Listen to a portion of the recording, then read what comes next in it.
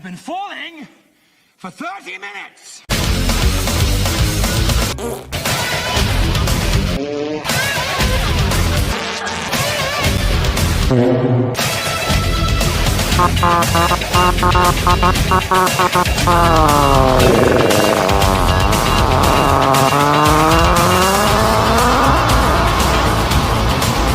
If you actually think that I was just the right gay guy, gay guy, gay guy, gay guy, nigga, gay guy, gay guy.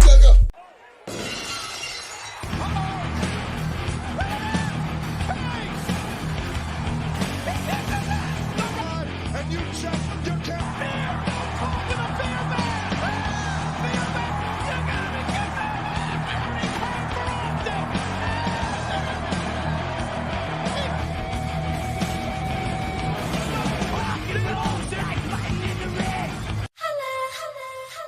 I'm a kiss in the backseat. You know just how we do.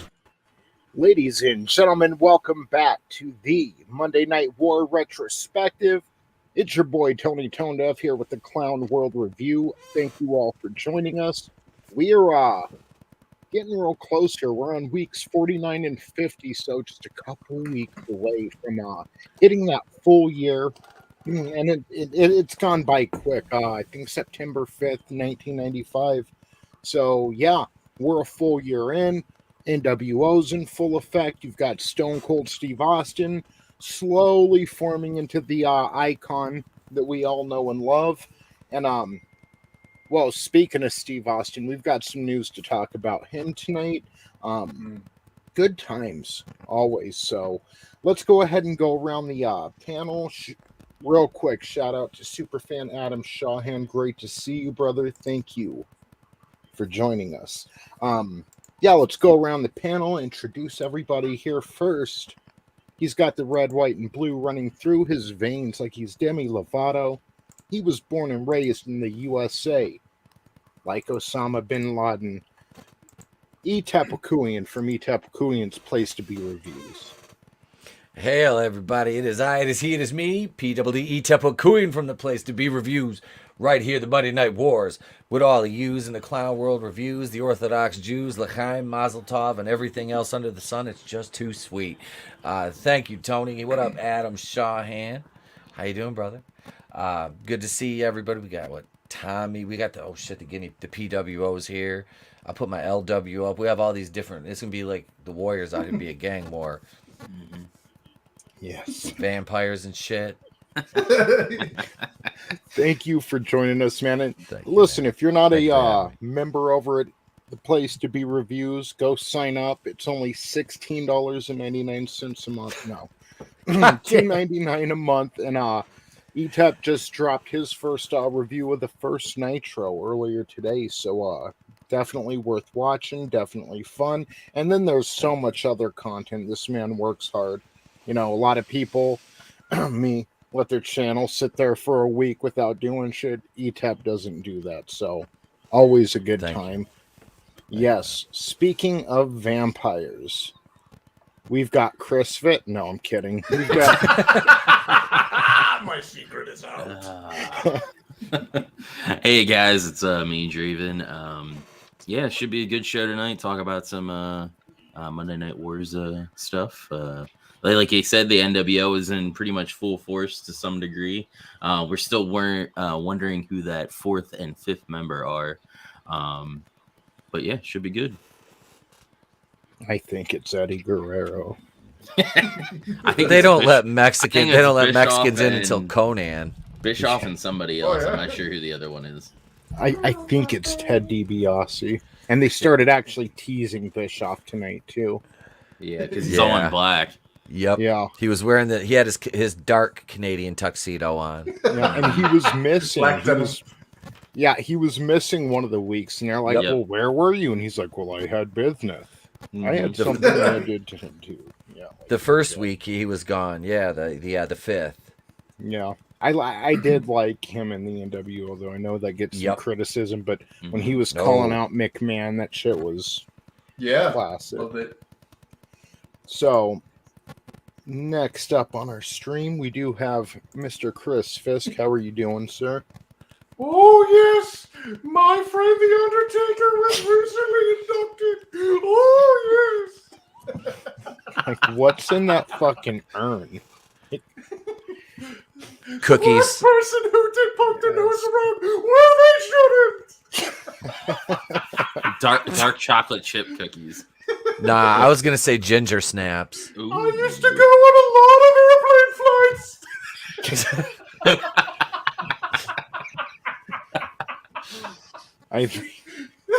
I think it's safe to say that we lost Percy Pringle way too early, but also it can rest easy in my heart knowing that he would have died from COVID, if not whatever else. So. It wasn't morbid obesity. It wasn't type 19 diabetes squared. It was COVID. You're all wrong. It was his goiter. It choked him out while he slept. I've got a goiter the size of a football. Damn you, Undertaker. Kane's my son. I just want to speed bag that thing. It was the size of Texas. Oh, yes! And next up, brothers, from the PWO, Mr. Tommy and the Guinea Pig Collective.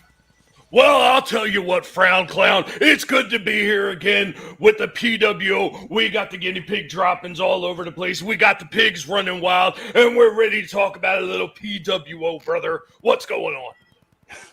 I had to stop myself. I almost said the Penny Gig Collective. I'm like, slow down. We'll take them. We're starving over here. Give them. Penny gigs. They get color. Thank you for joining us. Always great to see you. And last but not least, this man. Now, this guy is working his ass off. He's got his new project about to drop here soon. Oh, yeah. And when he's not working his ass off over there, he's entertaining you here on YouTube, Mr. Vinnie Tartamella. What you gonna do, brother, when the Italians come after you? Right, Tommy? We're the guineas here. Guinea pigs.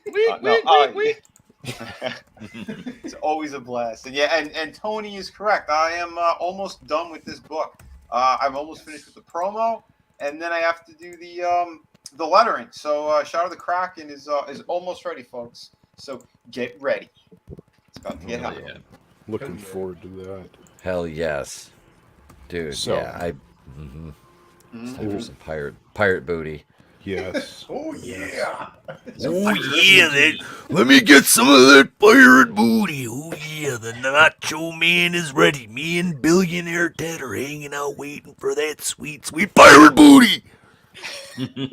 I got some futuristic booty here too. Tony saw some last night.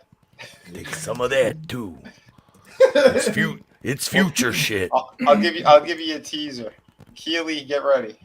Oh God. Ooh. That's what I'm talking about right yeah. there. That's the booty. It's coming at you soon, guys. So get ready. Giggity. Nice. All right. All right.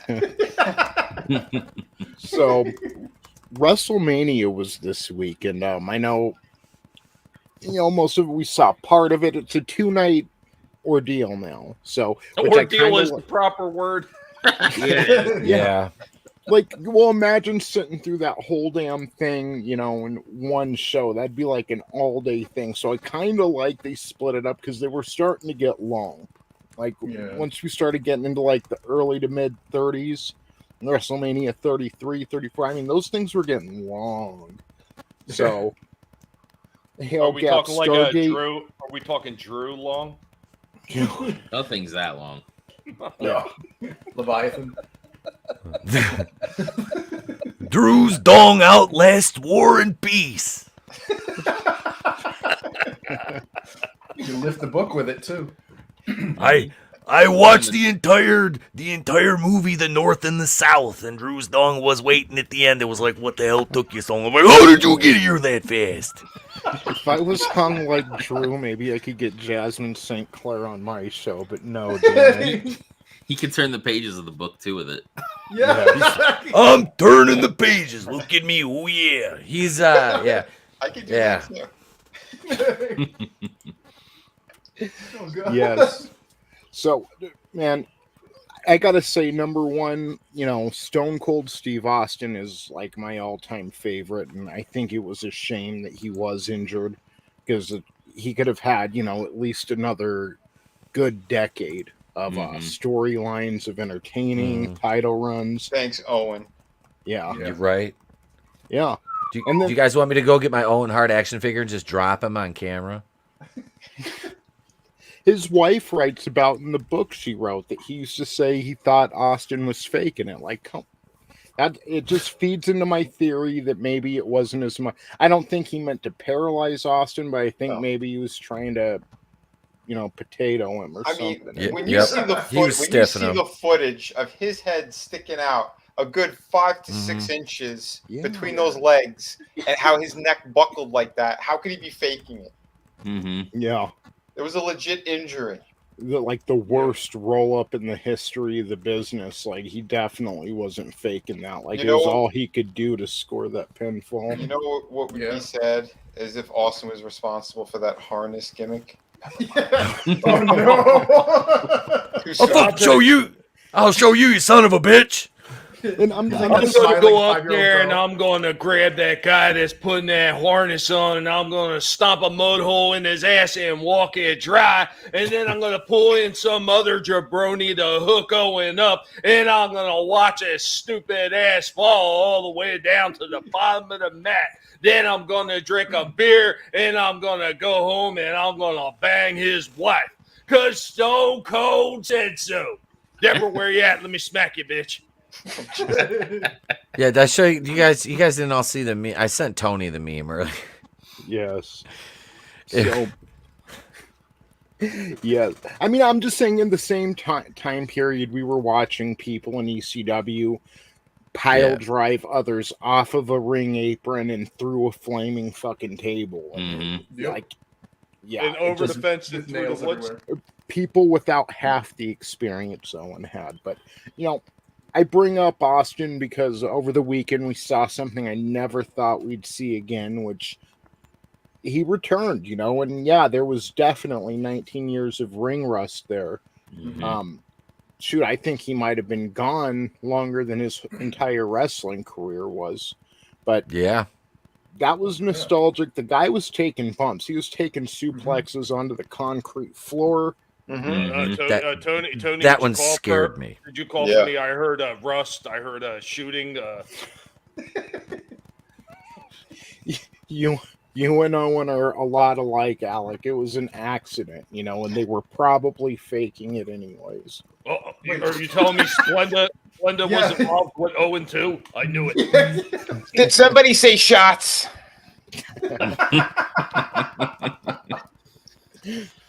Oh my god! So, and see, the second night is what surprised me. Like we all knew Austin was going to show up that first night, and then the second night we had Pat McAfee versus Austin Theory, who's Mr. McMahon's protege.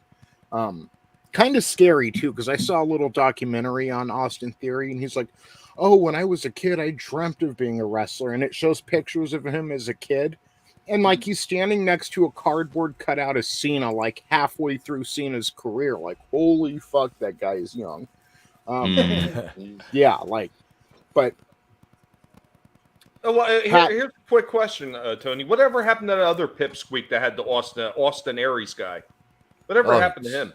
He was in Impact. I think he got a bad reputation. I think he was hard to work with. And yeah. He was a douchebag backstage too. Yeah, he was kind of like a CM Punk light. So, but okay, so Pat McAfee, who looked wonderful in the ring, by the way, like all of the celebrities who wrestled during this WrestleMania were surprisingly good, competent, including Johnny Knoxville's fucking little hardcore match with Sami Zayn. But so Pat McAfee goes over McMahon's protege, so then McMahon teases like he's gonna get in the ring, and the audience cheers, and McMahon's looking old too. But then he takes off the jacket, takes off the shirt, gets in the ring and he's staring down Pat McAfee, and then Austin Theory attacks McAfee from behind. Him and Vince have a match. The referee rings the bell, and it ends with, and of course they're cheating, but it ends with Vince McMahon pinning Pat McAfee, which is kind of like, what the fuck am I watching? And it ruined his moment because Pat had the audience behind him by the end of this.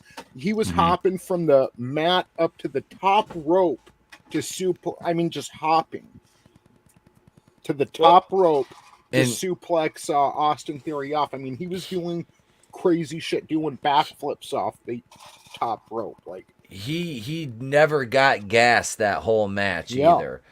His cardio is on point.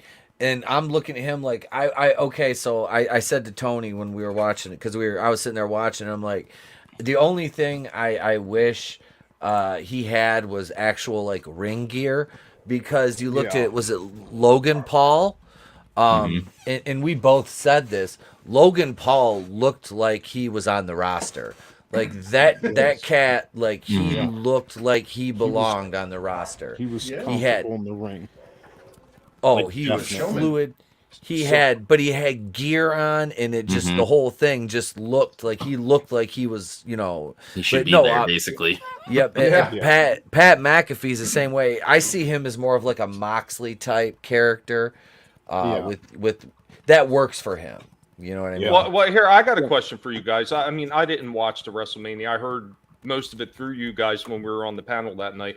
But I got to ask you, when you're talking about a lot of these older guys coming back, Tony, and this for Etep and everybody, and you're saying that they looked really good, or did they just look that good in comparison and exposing how unentertaining most of these guys that are on the roster now are?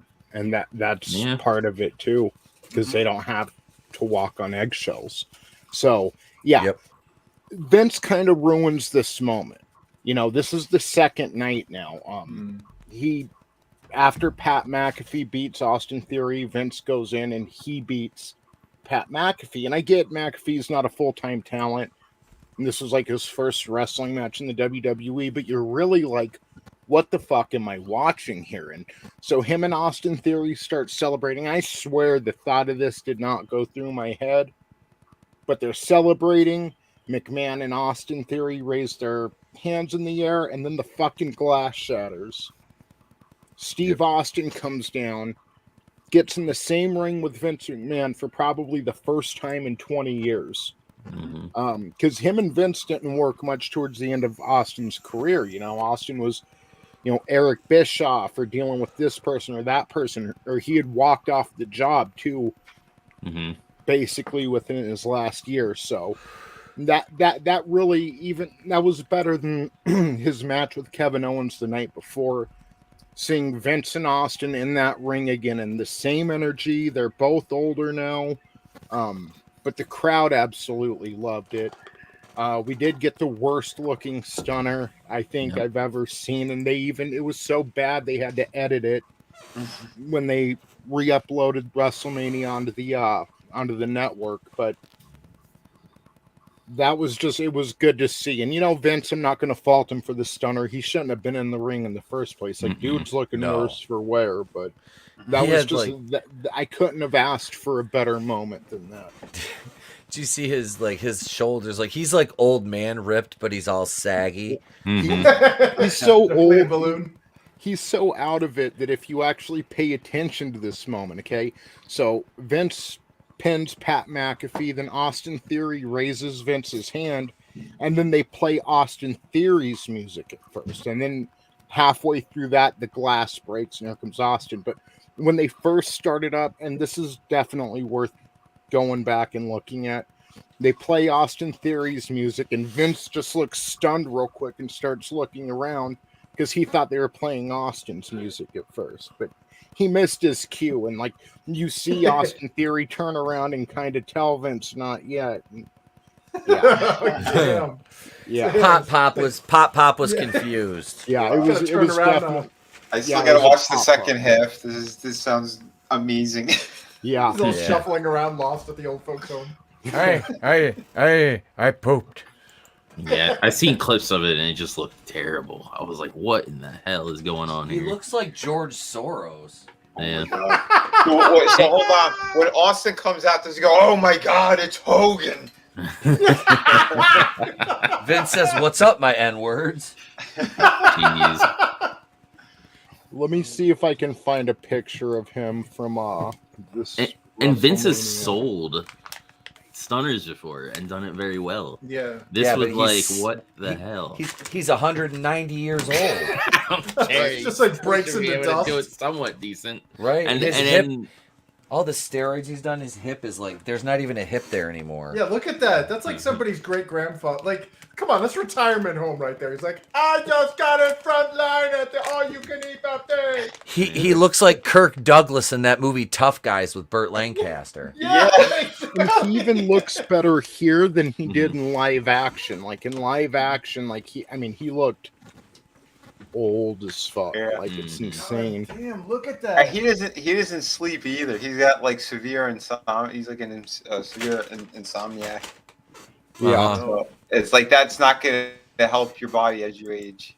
Well, could you get to sleep at night knowing what that man did to various wrestlers' lives? Oh my God! Yeah. Please. He's staying up all night because he knows the ghost of Pat Patterson is over his bed. Brett Hitman Hart. Look at this. Run away from me!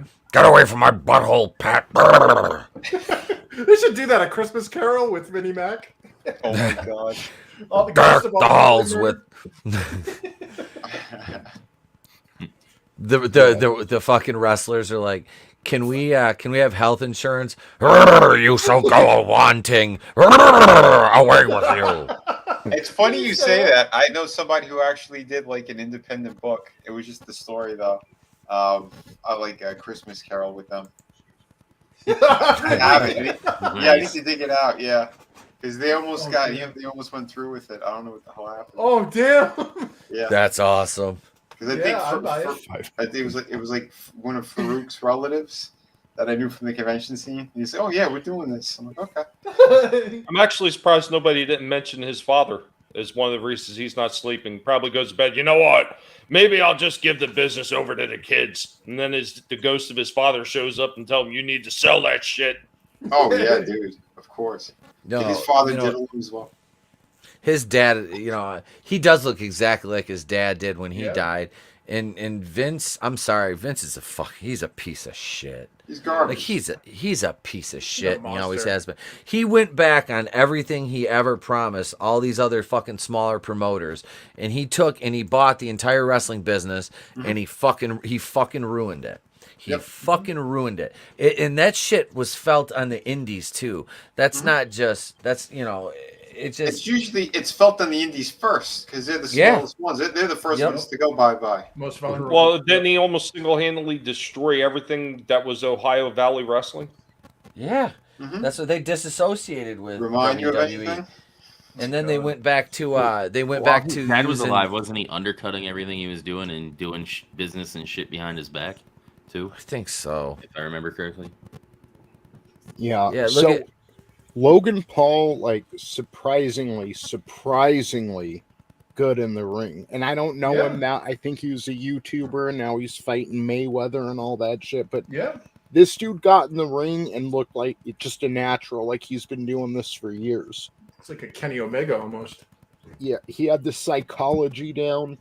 Mhm. He wasn't stiff. A lot of celebrity wrestlers, they'll be a little stiff or awkward. It's like he's been training at this for like a year, preparing. Is he the one in the black and gold? Yep. Yeah, him and Yeah. the Miz. Yeah, he's it's the even Miz. built for it. I mean, look at him next to the Miz. Yep. I mean, Yeah. so he's more cut than the Miz too. Yeah, I know. Like, He was like upstage in the Miz. The Miz is like a doughboy right now. Actually, you know what though? I will give Miz credit. He's still in a lot better shape than when he first started because he was a soft, absolutely. round belly bastard then. there is Oh, yeah. nothing the Miz could ever do. If he pulled out a Glock and pointed it at my family, I wouldn't be intimidated. Like there is nothing intimidating about the Miz. I fucking love the Miz. That was hilarious. Wait, what if he put a Glock to a pregnant woman's stomach? Oh shit! She would say, "I can't breathe, baby." Ahmed Johnson, Just saying. baby. What if he walked in your house and he pointed a big giant black double dong at you? Wait, what? Why would he do that? I don't know. He's just saying he wouldn't be intimidated. I'm trying to find some way that he'd be intimidated by the Miz. Beware the Drew. Why? Hail Wookiee supremacy. And then Hey, my bong- that's funny. I had a bong Wookiee. Okay, it was before emojis, but like the "Don't worry, be happy" smiley face. It was a bong like that, and the stem was right in its forehead, and it had a little trickle of blood coming down. But I named it Normand Smiley. Nice. Normand Smiley. Yeah. He mentioned Mean Green Okerlund, and I want to play this GIF for you, Tony. And Mean Gene is in this GIF, so it'll work. Yeah, sweet. It'll work. Here we go, right here, ladies and gentlemen. We're talking about Road Wild tonight, and Lex Luger's in at Road Wild. But since I just covered the very first Nitro, lest we not forget Lex Luger in quotable moment number 1. I am sick and tired of playing around with kids. What? I'm here to get it on with the big boys.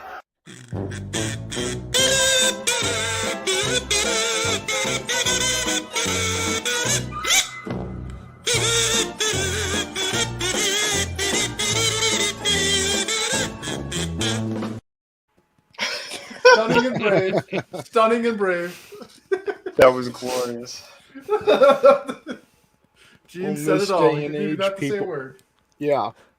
In this day and age, you might have some school teachers like, "What do you mean you're thick and tired of playing with kids?" Don't get Ron Perlman all upset. Yeah, he'll be running out. Yes. Hey, What mentioning did you kids. say? I got kids. What did you say? Would you say he looked like Tony, a werewolf in mid transformation? Oh, I said that. Was that you, Vinny? I'm just like, can you not afford some fucking whitening strips or something, dude? Like, holy shit. You get those Like, do steel you ones just- like he had in Enemy at the Gates. Like, do you just like swish the coffee around for? Yeah. What are you talking? What are you talking about? He takes his teeth out and he puts it in like it's Effordent. And then I forgot his big-headed ass was in Blade 2, and I was watching. I'm like, oh, Ron Perlman, son of a bitch. I had the Yeah, same he reaction was in when I was in Blade the too. Yep. when I was in the theater, but I didn't know what his name was at the time. I'm like, oh, I hate this guy. Yeah. Hail the lovely Sherry. Great to see you. Thank you for stopping by. That's how I was with Hellboy. I'm like, my buddy dragged me to go see it, and I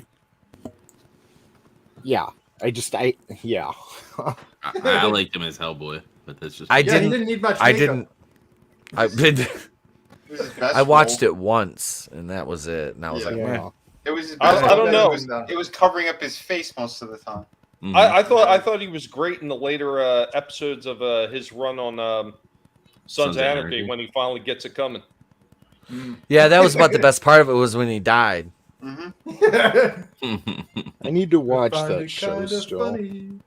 Yeah, same. I was I That, keep- that, find you know it what? I very would say, sad. Tony, that is one of those few series that is actually good from beginning to end.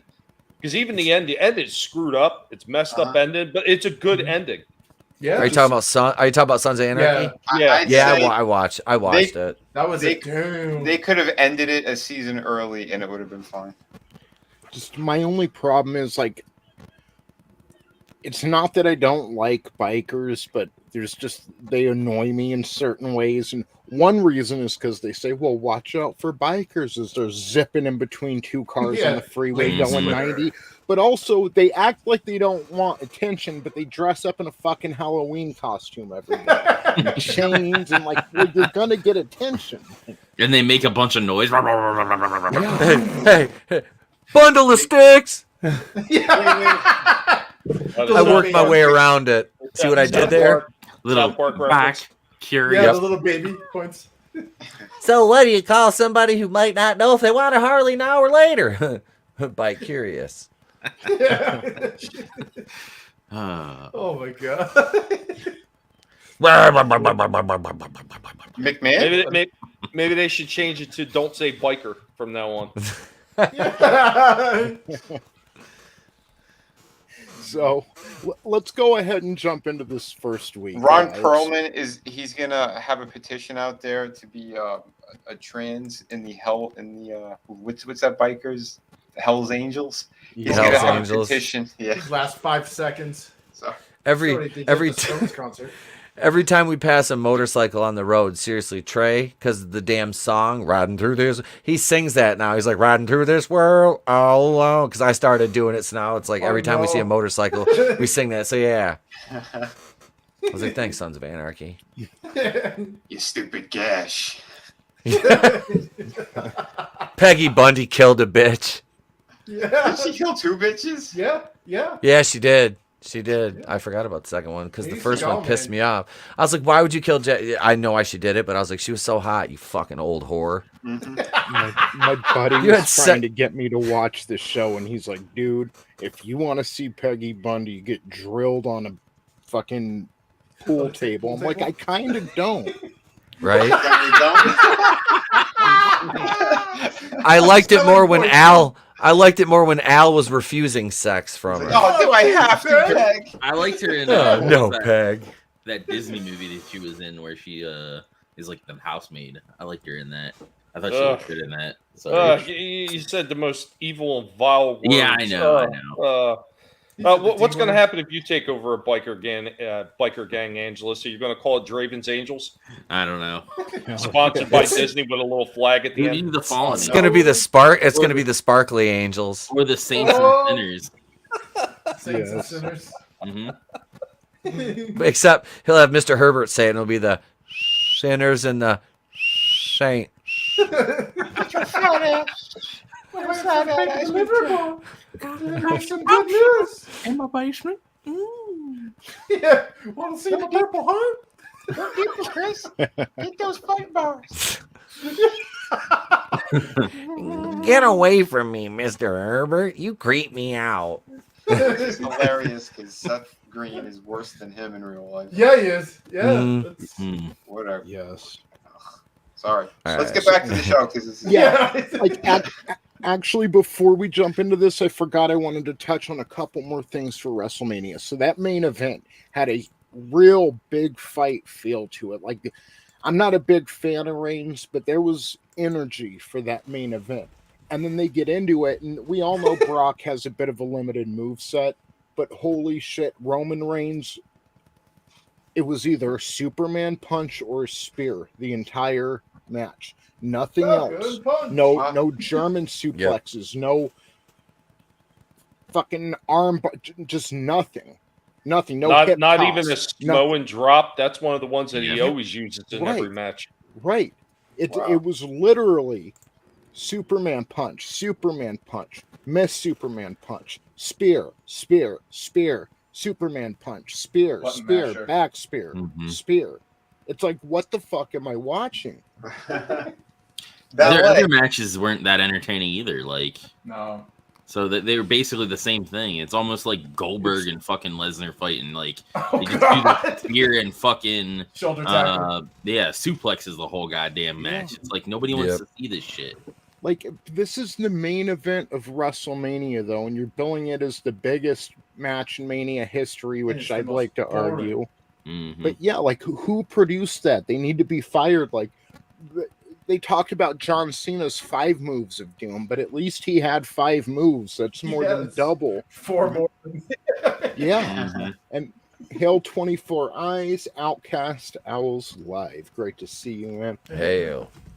It's just, mix it up a little. It cheapens it when it's just finisher after finisher after finisher after finisher. Yep. And again, Brock can be brought to a good match, and Reigns can be brought to a good match, but they can't bring each other to a good match. So, I mean, just throw something in there. You know what they should have done during that entire WrestleMania? They just could have kept cutting back to that little rumble that happened on Raw, this Who, week, the Zamboni? where they just keep they just keep cutting back to the old footage of Undertaker and Mankind all over the back. Yes. That's what they just kept. They should have done that over and over and over again. Oh, in yeah. between That would've been more WrestleMania, entertaining. Yes. as if it was happening live. Yeah. I think I feel bad because like the hard push that WWE or Vinnie Mac there for Roman Reigns, like he looks good, but like he's got no moves, he can't sell anything, and like you said, he relies on his opponent to basically carry him through the match. Yeah. Yeah, Reigns has like all the tools except for talent, personality. I mean, let's face it, Roman Reigns has never been a different character. He's been the exact same character as he was when he came in the Shield, and all there is just slight variations to it. A little tweak here. Just act like a little bit of a prick here. Just basically be yourself. He's just allowed to talk shit back What to you're the saying, fans, what man. I'm hearing is he's the Brie Larson of the WWE. Pretty much. Free Reigns. True. Brie Reigns. Even Jason Momoa was like, "Come on, I've even acted a little bit better." than you." Breeze, Peg, and Reigns. Oh yeah, Avatar. Now I'm gonna have to get Roman Reigns' head and stick it on here. Damn it! It Her was face just on Roman Reigns is fun. for a WrestleMania main event. It's just we're so far away from, Undertaker and Michaels, or that wasn't the main event technically, but it should have. Hogan and Savage. Hogan, honestly. Savage, Hogan and Andre, Shawn Michaels and Steve Austin, fucking Shawn Michaels and Bret Hart in an Iron Man match. Even some of Triple H's main event. Like, we are so far removed from that. And it's Triple H, sad. Michaels, and Benoit for the title? Yeah. Wasn't that was the main event? WrestleMania 20. Yep. Yeah. Yep. Yeah, so and they did all this. The entire reason Reigns went over is because, well, they want to keep him as champion, probably have him beat Hogan's record, but Vince is caught up on next year. WrestleMania will be in Hollywood, and he wants Roman Reigns versus The Rock, which doesn't sound very interesting. No. And I don't think The Rock will go over in that match, so it's kind of, I don't know. But he's already done that with Cena. Like, listen, The Rock was getting over in like 1998, 1999. Could you imagine back in 1998 if Vince was bringing in wrestlers who got over in 1973 to wrestle Steve Austin? It's Blackjack Mulligan. Good God, King. He's got a broken hip. Yeah. Wait a minute. He has done that before to a degree. It just wasn't that far of a time gap when he tried to bring in Bob Backlund. Yeah, I know. Oh, yeah. I know. Oh, yeah. I always Rock fucking was hated getting Bob over Backlund. Yeah. Even his name. I I know. I was cheering the Iron Sheik when he took the title from him. Like, fuck you, Backlund. Fuck you, I've always loved the Sheik, though. I'll cheer for the Sheik. Iranian. Hail When John. that guy probably first came should. on, I was like, that dude's awesome right there, though. I'm going to break your back and make you humble. Yep, the Sheik with his See, I like him because he tagged with the Russian dude, Nikolai Volkov. And Hell Nikolai yeah. would come out, sing the Russian national anthem and shit. I was like, because my grandpa used to sing that. So, yeah. Great. Oh, remember that Nice. the Goonies video with them? Yep. Love that. Man. Oh, shit. That was Oh, before sorry, I even Tony. knew what kayfabe was. Right? No, There was no. just- What is this kayfabe? At this point, I'd rather see Logan Paul and Reigns go at it. And I don't care about The Rock. No. He had his ass handed to him the last time he made a return, almost 10 years ago, when he went against Cena, and Cena just smoked him on the mic. Yeah. Yep. Well, Rocky thought he could walk in and pick up where he left off, and it's just like UFC, if a fighter takes a couple years off and comes back, the game has evolved. Yeah. The game has changed, and you're going in relying on the same old tricks, or it just Although it doesn't still work. worked for Austin. Yeah. Well, Austin is timeless. He was like they'll talk about The Rock and Austin being on the same level back then. No, Austin was the main dog, and The Rock had this situation set up for him to where he could get over under all that. Of course, so. and that he needs to lick fucking Hogan's balls because that match really helped him. You know, Hogan putting him over. Yeah, well, Austin put Rock over too. You know. But the fans turned on Rock on that match. Because everybody still loved Hogan at that point, and The Rock is just. I mean, okay, worked his ass off. I get it, but I respect what he did in the wrestling business. Outside of that, I think he's garbage. He's bought and paid for. He's bought and paid for, but he had the charisma. I don't know. I don't know. I was never that much of a fan, really, of him. Same. Because Rock was I like hyper fan. That whole nonsense, the thing with the tongue and the eyebrow. I was so stupid. I never got behind it. He had a couple good matches, but I hate whenever he opened up his mouth and he did all that bullshit. But even his good matches aren't because of him. No, it's the other guy. It's Mick Foley, or even Triple H. For as much as he annoys me, he was willing to go out there and lay it all on the line. Put in everything. The Rock doesn't do that. He's always been very protective over his body. So if Foley told me to hit him unprotected 25 times in the head with the steel chair, I couldn't fucking do that. No. I couldn't, but The Rock sure did. Tony, I bet you could if you had ever seen some of Mick Foley's Twitter posts. Oh, no. Probably. Give me that chair. Well, The Rock took all of Iron Sheik's words, too. I mean, he called people jabronis, the Rudy Poo candy ass. That's all straight out of Sheik's playbook. Took Don Morocco's name. Yeah, Don Morocco is The Rock. That's right. Yeah. Not Rocky Maivia. The other one just smokes it.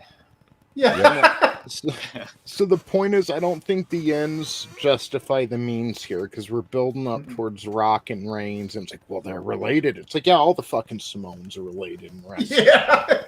Who cares? It's a small island. Yeah. They don't get out much. Your brother, sister, cousins, and they also voted for Michael Bloomberg. I mean, okay. Look at! I would take a chair to that mud show, Carney. Oh damn! But I guess the point is, I don't know if Taker would take a toss off the Hell in a Cell like that, but he's willing to put it all on the line as well. We've seen him in some just crazy matches, and it's just whole point is there's no way The Rock would do anything similar for Foley that Foley would do for him. Well, no. I would disagree with that, Tony. Undertaker has done stuff like that when he did that match with Shane. When he did that match with Shane, and he took that big table bump. Yeah. He's Taker's. I mean, he's taking color a lot. He had some wars with Austin, Triple H. Did he feud with Michael? Was it Michaels? Michaels. 25 and 26. Yeah, I mean, The Rock, like you said, that's one thing that always irked me. Like you said, man, is he never took the big bump. He from a worker perspective, I look at him, the guy working with him in the ring, he's a taker. You know what I mean? He'll take every opportunity to get over on you, but he's not gonna reciprocate that. You know what I mean? The pretty boy mentality. Oh, absolutely, and absolutely. I need to look good. The shtick is old. It was funny when I guess a 23-year-old was doing it, but it's number one, seeing the hypocrisy of him going after other people, some of the shit he used to say, but also, dude, you're 50 now, and you've got nothing else going for you except for your shtick that worked a quarter of a century ago. So it's just, it's just the ends don't justify the means, and if I were to get back into the modern day WWE product, I mean, there wouldn't be much to look forward to. No. If you ever did, Tony, I probably would call an exorcist and have you checked out. I like some of the Rock's old like promos though. They're Oh, yeah. I great. liked his old promos, yeah, but anything he's done when he post comes what back, yeah. post 2000 5, is that when he left? 3 around there? Yeah, When right, did he leave? 2003. When he first came back with the Just Brand Yeah. stuff, I was all right with that. It seemed fine. Anything after 2003 for me with him is it's just that, like you said, he was like visibly shake. Was it Punk or Cena? Was he ever in the ring Cena. with Punk? Was It it was- Cena Yeah. when he was like visibly like angry because he was Yeah. getting roasted? Was that Cena? Cena called him out for the notes written on his arm. Oh yeah, Oh, I that's remember right, that that's cheat right. sheet on his hand. He had cliff notes. Yep, for Are a you promo, shitting dude. me? No, Yeah. okay. As somebody who, like I said, I was never a huge, Wow. but I took pride in promos. Like that was my speciality. Was I would get out there and these guys would be backstage walking around rehearsing their lines, and Babyface goes, "Well, what are you gonna say?" I'm like, "Just you go ahead and do your thing, and I'll respond to you. Whatever. We'll get to where we need to be." And it's like that. If you can't do that because the crowd can turn on you at any point, and then you can't go by this. Oh no, this says that they are not cheering. What do I do? Like Yeah, you gotta that's such react. a bitch made move. It's such a bitch made ass He move. was so out of like promo shape when he came back and fucking Cena called him out for the notes on his arms. He kept calling John Cena a Kung Pao bitch, trying to get that over, and nobody thought it was funny. Then he started bagging on Cena like, "Well, you eat Fruity Pebbles. You're Fruity Pebbles because of Cena's, colors." And all that did was turn into an endorsement deal for Cena where he got paid millions of dollars to be on a Yep. Fruity Pebble box. Yeah. Like, Yep. Thanks Yeah. for the freebie. That happened. Yeah. Yeah. That's Yeah. fucking funny. I don't remember that. I guess I wasn't watching like that. Blew up in the Rock's face. Sorry, Dwayne. Yep.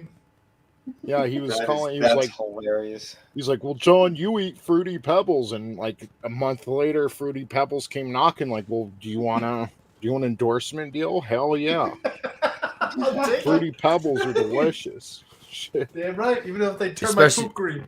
Especially if you can make, dude. I used to get edibles made out of. They're amazing. Like Fruity Pebble treats, yeah. like Yeah, the Rice Krispie. treats. Yep. Yeah, except with THC butter. Oh. Oh damn.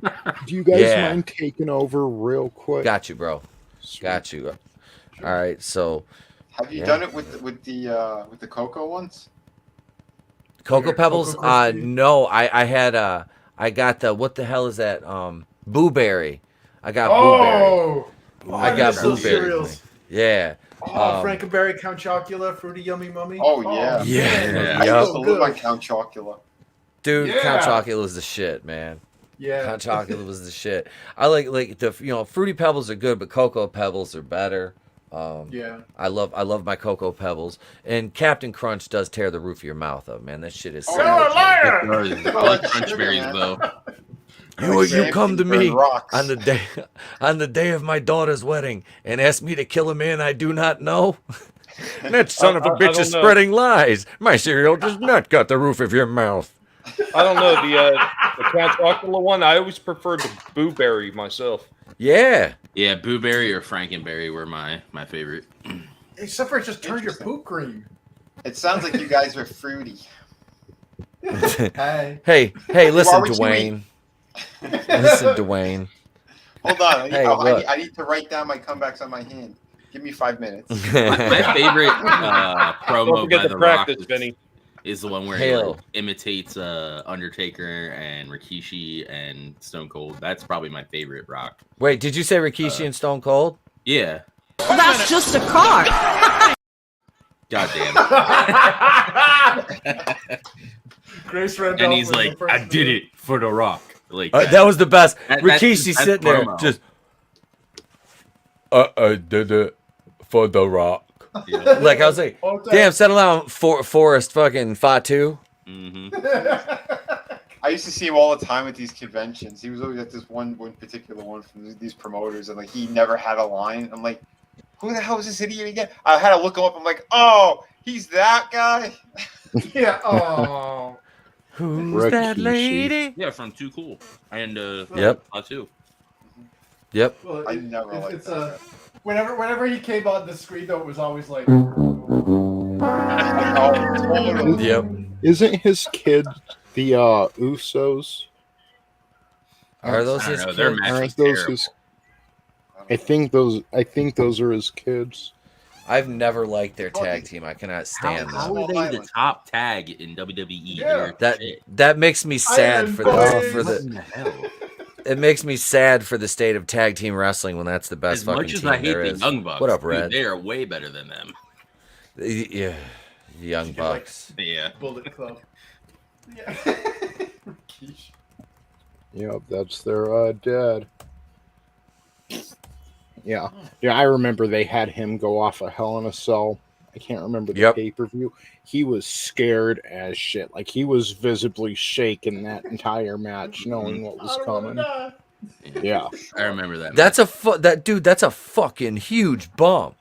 yeah. Like that is a fucking huge bump. Like, hell no. Like I took some bumps, but I mean, I didn't go out of my way to like put myself, in bad position. But I didn't wrestle like hard. We worked a couple hardcore like no DQ style matches, but like we were still safe. I mean, the worst thing we did was put a brick over the other guy's nuts and hit it with my bat. But I mean, Hey, Red, this just Where's Walton? Do that to him. Yeah. Red, this happens to be one of my favorite pickup lines. Yo, yeah. Fall into the Ron Perlman in Disney World. Yo, Gash. The gash is the ridges on his fucking forehead. Ron Perlman in Toys R Us. Yo, Gash. Oh no! Got some candy. Run. What happens when you hit the like button? It sparkles now. Oh Jesus! Those Like, just stars give come us out. the fucking really? dislike back, please. Really? Sparkle now? Yeah, Yeah, if you're on a mobile, if you're on mobile and you hit the like button, it lights up with sparkly. Oh, only on mobile? Yeah. No, damn it! It didn't work for me. It just turned white because I unliked it and liked it again just to see if it worked. Elon Musk, please buy Google Alphabet next and give us our fucking dislike back. Yeah, Elon. That's all we want is just the dislike button and not to have to walk on eggshells. What is Elon Musk gonna do for Twitter though? Like, is he gonna like stop? Add an edit button. He's on. Are they actually doing that? They put him on Supposedly. the board of directors so he Yep. to try to stop him from purchasing any more stock because he's got the largest control. He's got the largest share of outside stock now. Nice. Yeah. I know he's been harping on Twitter about free speech for a while now, so I'm hoping that maybe he starts getting just the agenda out of there. I know a bunch of people are triggered who work for the company. Good. Yeah, and they left. Yeah, good. Bye. Yeah. You go join Yeah, the Florida teachers. Yeah, I mean, what I think is nice is that this is going to put kind of a wrench in the works for the 2024 stuff, because they shut down Orange Man bad. They just took him off this platform right when he was like running for president or rerunning for re-election. Yeah. Hold on, I want to go back to Red's comment real quick. Go. The dislike button should be showered in diarrhea when you hit it. That would be great for the probe, dude. Like, perfect. Yes. Good lord. Oh my god. Oh man. Yeah, fucking man, that dislike button is such a useful tool, and it really sucks that they took that away because one specific channel, the White House, couldn't seem to stop getting ratio. So, well, I mean, they're all morons, so I mean, it yeah. Well, it Peppermint stands Patty to left. reason. Yeah. Wait, what? She's going to She quit? MSNBC. Fucking Jen Circle Back Girl quit? Yeah. Well, It's- hang on a Oh, second. you didn't hear about that? I didn't know that. No, I You didn't hear either. about Can we, that? And it's illegal what she's doing because Can we have- she's still in the White House as she started going over there. can we have a moment of silence for memeology because he just lost half his content? Jen Psaki being gone. Hold on. I got the perfect Him and John picture. talks. Yeah. Yeah, I didn't know that. But well, it's even better. She'll be on cable news now, so that dumb bitch will be on every day. Man, it'll be great. She's an idiot. I love it. I didn't realize this, but do you know what the MS and MSNBC stands for? No. Microsoft. Yeah. Yeah.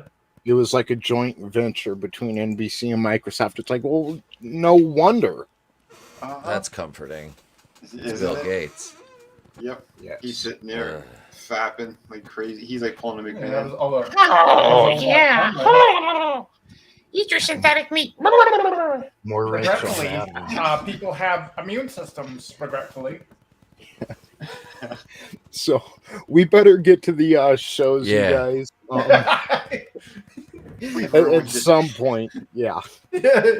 We'll So- put a timestamp in the description so you can actually go to the wrestling portion an hour into the show and just weed out the conversation. So we're gonna cram a lot into this next 59 minutes and 20 seconds. So hey, shut the fuck up and let's talk about wrestling. See, this is like a part that would be for like members only. Right? Yeah. This is we're gonna make this part private if you guys don't shut up. I'm talking to the chat. I'm just kidding. Really, shut up. August 5th, 1996. I feel bad because last week, July 29th, Raw lost by an entire ratings point. They scored a 2.1, Nitro scored a 3.1. Now this week, they had a 2.8 to Nitro's 3. So close. Just 0.2 off. So close. But they did lose this and next week they're just gonna get fucking demolished, and it's the go home show for SummerSlam. So damn. So Raw this week, the big main event was a battle royal, and whoever won gets a future title shot against either Shawn Michaels or Vader, whichever one comes out as SummerSlam champion. So, the final four ends up being Steve Austin, Psycho Sid, Ahmed Johnson, and Goldust. And Sid lays a power bomb on Austin, but Austin ends up eliminating him, and then him and Goldust start going at it while Ahmed Johnson is holding his kidney in the corner, and we'll get to that later. Yeah. There's a whole story, man. Yeah, there's a whole story of why we had to see his fucking bare ass for the entire match. Yeah. Right. Oi. He had half a wedgie. My kidney, bad. How did he not feel that? Yeah, like a breeze. It's cold in there. Goldust was like, I'm gonna grab his buns again and slam him. Get my Christmas goose early this year. He goes over Please, there with sir, graham I'd like crackers some and more. marshmallows. Yeah. Anybody else hungry for orange juice? You gonna eat this ass, little motherfucker. This was interesting, and the reason why is because Austin's played a heel up until this point, but when him and Goldust were going at it, and Goldust almost eliminated Austin, but Austin fought back, made his way back in the ring, the fans were cheering. At least it was a heavily mixed reaction for Steve Austin, so they're starting to warm up to him a lot more. Ahmed Johnson would end up winning this. He eliminated Steve Austin. Maybe Goldust eliminated Austin, but Austin was eliminated. It came down to Ahmed Johnson and It was both Goldust. of them. One grabbed his leg and they just threw him out. Yeah. 'Cause Ahmed had him, and then then Goldust jumped in there. But what I was gonna say is, I think that's what happened. His wedgie went so far up that he got a nosebleed. Because that nosebleed came out of nowhere for Ahmed Johnson. Like his ass was hanging out. Like it was like he had half a wedgie where just one side of his trunks were like, yeah. McMahon couldn't contain himself. Yeah. Oh yeah. I I got all that ass back there, boss. So Pack a lot of ass, boss. yeah, Ahmed Johnson has a future shot at the WWF Championship that I don't think will come to fruition, and we'll get to that here soon. So yeah, that was the main event of Raw. Meanwhile, over on Nitro, we had Luger and Sting versus the Nasty Boys. Now, Luger and Sting, okay, they've really come into their own as a tag team, especially I'd rather see them just working coherently and together than how they were just teasing what Lex Luger's motives were for like months when they first got together. Now they've just kind of dropped that. They're friends, they're a tag team, and especially with the NWO, you know, because people were wondering what Lex was going to do to Hogan, you know, like they had kind of a beef there. Well, now Hogan is the number one heel in the company, so it works. Sting and Luger, who are they still the tag champs? No. They lost him to Harlem Heat, right? Harlem Heat are. Yeah, I would say, yeah. And they, like you said, the Luger and Sting thing, that will they, won't they kind of thing, like they were teasing with Luger. Yeah, that was it gets cumbersome to the development of them as a unit. You know, it's like, well, are you going to break them up or not? Because if you're going to break them up, then why are we going to get invested in them? Mm-hmm. Yeah. So we also had a WCW World Heavyweight Champion, the Giant, versus Sergeant Craig Pittman, and this is the go-home show for Hog Wild. And Giant's going to be putting that title up against Hollywood Hogan here in about a week.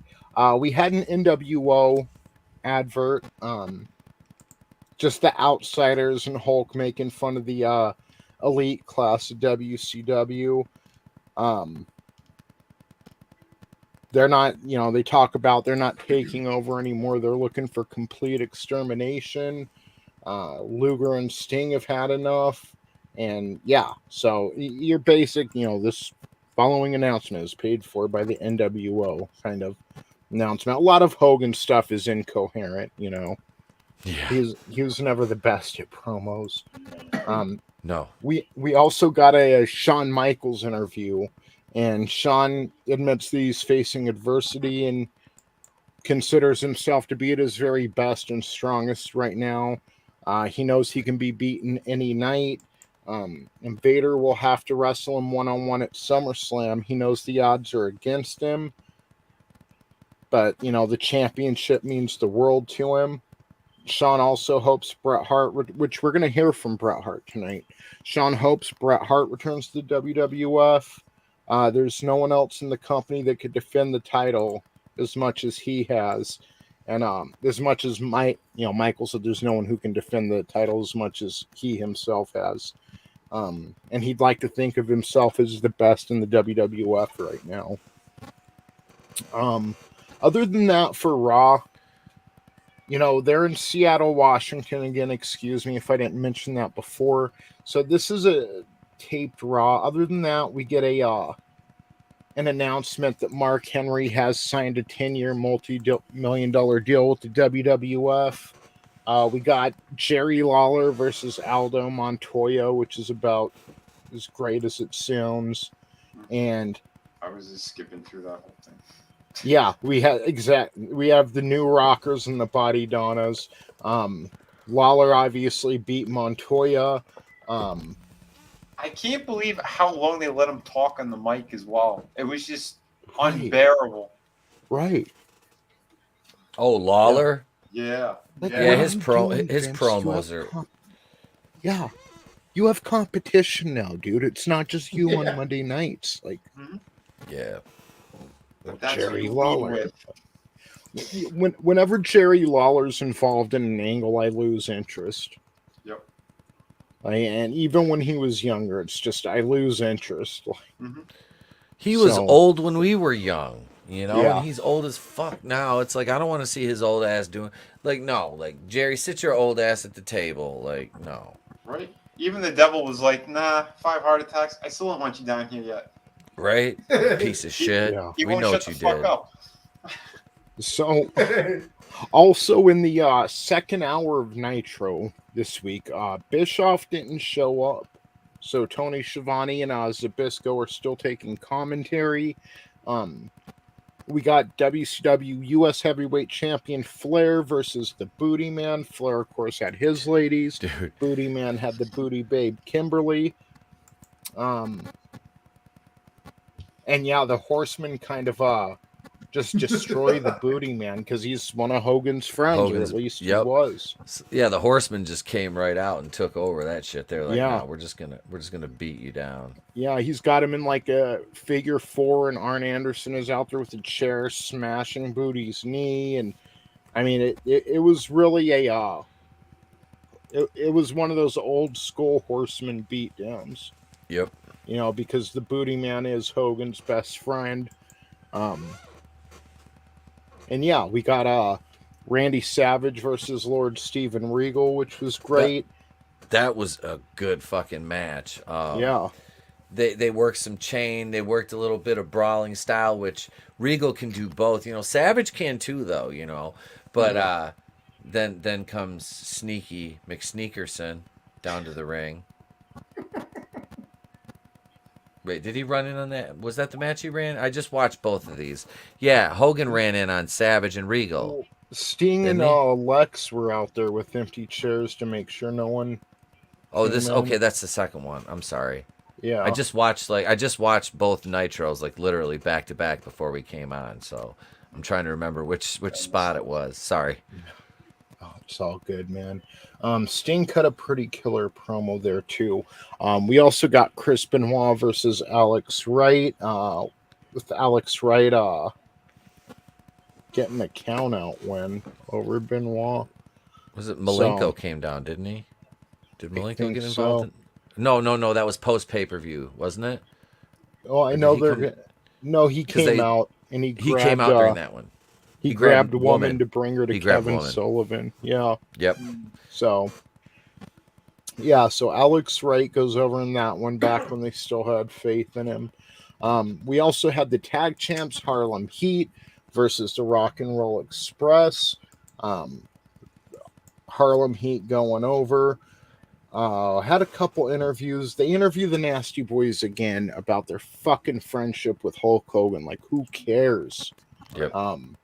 Yeah, and Hog Wild is going to be this week. So they did close out with that Sting and Luger versus the Nasty Boys match. This is also the final week. They were basically there in between the night after Bash at the Beach till the go-home show for Hog Wild. They were at Disney MGM Studios. It's going to be the end of that. They do the pay-per-view in Sturgis this Sunday, and then they go on the road to Casper, Wyoming, which makes sense. They were just in Sturgis, South Dakota, but yeah, they're going to take the show on because look, I like the outside shows, and I like it when they'll be at the Disney MGM Studios, but just every once in a while, when it's every week, it starts to get a little monotonous. So, yeah. And let's jump into Hog Wild real quick and just go over the results for this show. It was the first Hog Wild, and it'll later be renamed Road Wild. And you had, I'm sorry, I was going to say you had 8 Saturday night matches because they billed it as a night of wrestling. They had WCW Saturday Night on TBS live at 6:05 from Sturgis, and they had all their matches on that. That was like the pre-show, and then it rolled right into the pay-per-view matches. This took place on a Saturday, a rare Saturday for back then. Always fun because you've got the bikers in the audience. They'll fucking rev their engines. I mean, it's just a different feel than what you usually get from a wrestling show, so it's nice. And yeah, I like that they had a WCW Saturday Night live from Sturgis, and it rolls into the pay-per-view. Like, that makes it feel like a bigger deal, you know? Mm-hmm. So we had the Cruiserweight Championship on the line. Rey Mysterio versus the Ultimo Dragon with Sunny Ono. Rey's basically hits a top rope Hurricane Rana after a couple counters and defeats the Ultimo Dragon. Good match. You know, I think white people were still getting used to Lucha back then, and if you ain't been to Sturgis.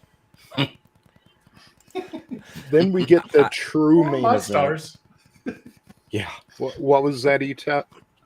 Oh, I was gonna say I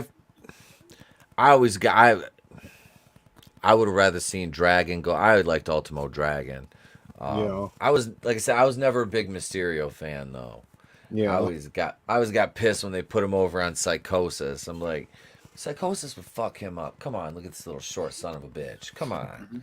Raise the money though. Mm-hmm. So next we get the true main event of the evening. Yeah, I get it. Hogan versus Giant for the title later in the night, but our second match is the Ice Train versus Scott Norton. That's right, ladies and gentlemen. Fire and Ice is no more. I'm sure they got a lot of hate mail. Yeah. Yeah, unfortunately it is so. So, Scott Norton. Yeah. Always misused. You know, putting him in the NWO was good, but then they booked him horribly for the rest of the tenure in WCW. Then he's a freaking star in Japan, but hey, let's just shit on him here. Yeah. Yeah. So he does go over in about 5 minutes, which is about 4 minutes too long. Then we get a quick Ric Flair promo. He's pissed that Arn Anderson was injured at the hands of the NWO a couple weeks ago when they were all backstage getting beaten with bats and getting taken off in ambulances. And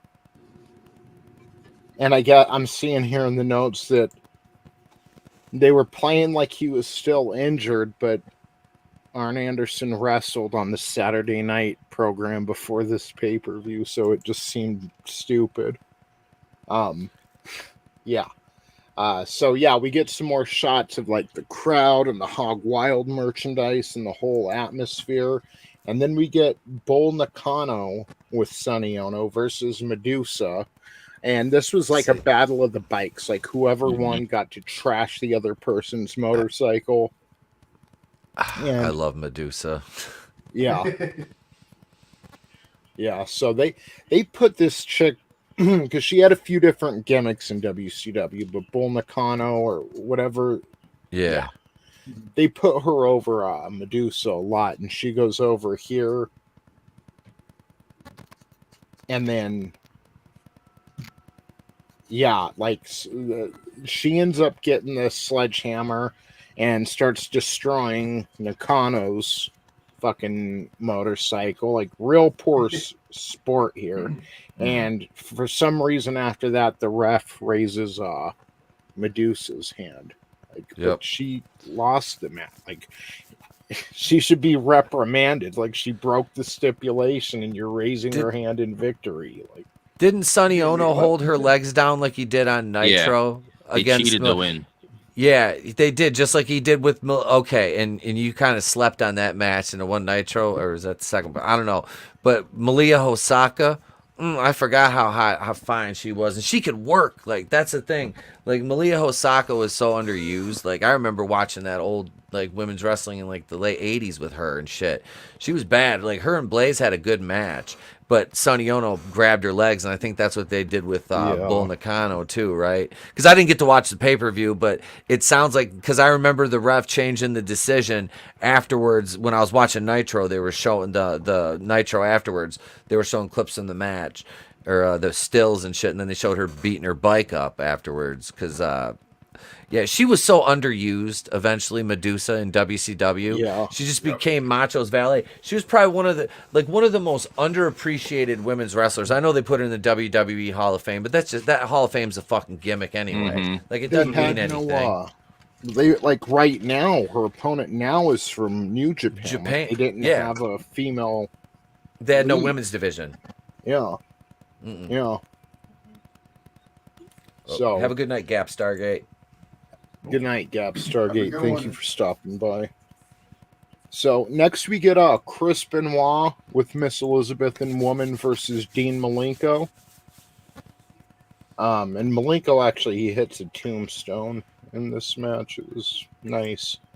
So Malenko gets Benoit in a Texas cloverleaf, but Woman distracts Malenko, and Benoit ends up escaping, getting the roll up. and Benoit goes over in this match. And what was a 26, almost 27-minute match? 26:55. Yes, sir. Yeah. Next is the World Tag Team Championship. Harlem Heat defending against the Steiner Brothers. And Harlem Heat defends their title in this. Colonel Parker.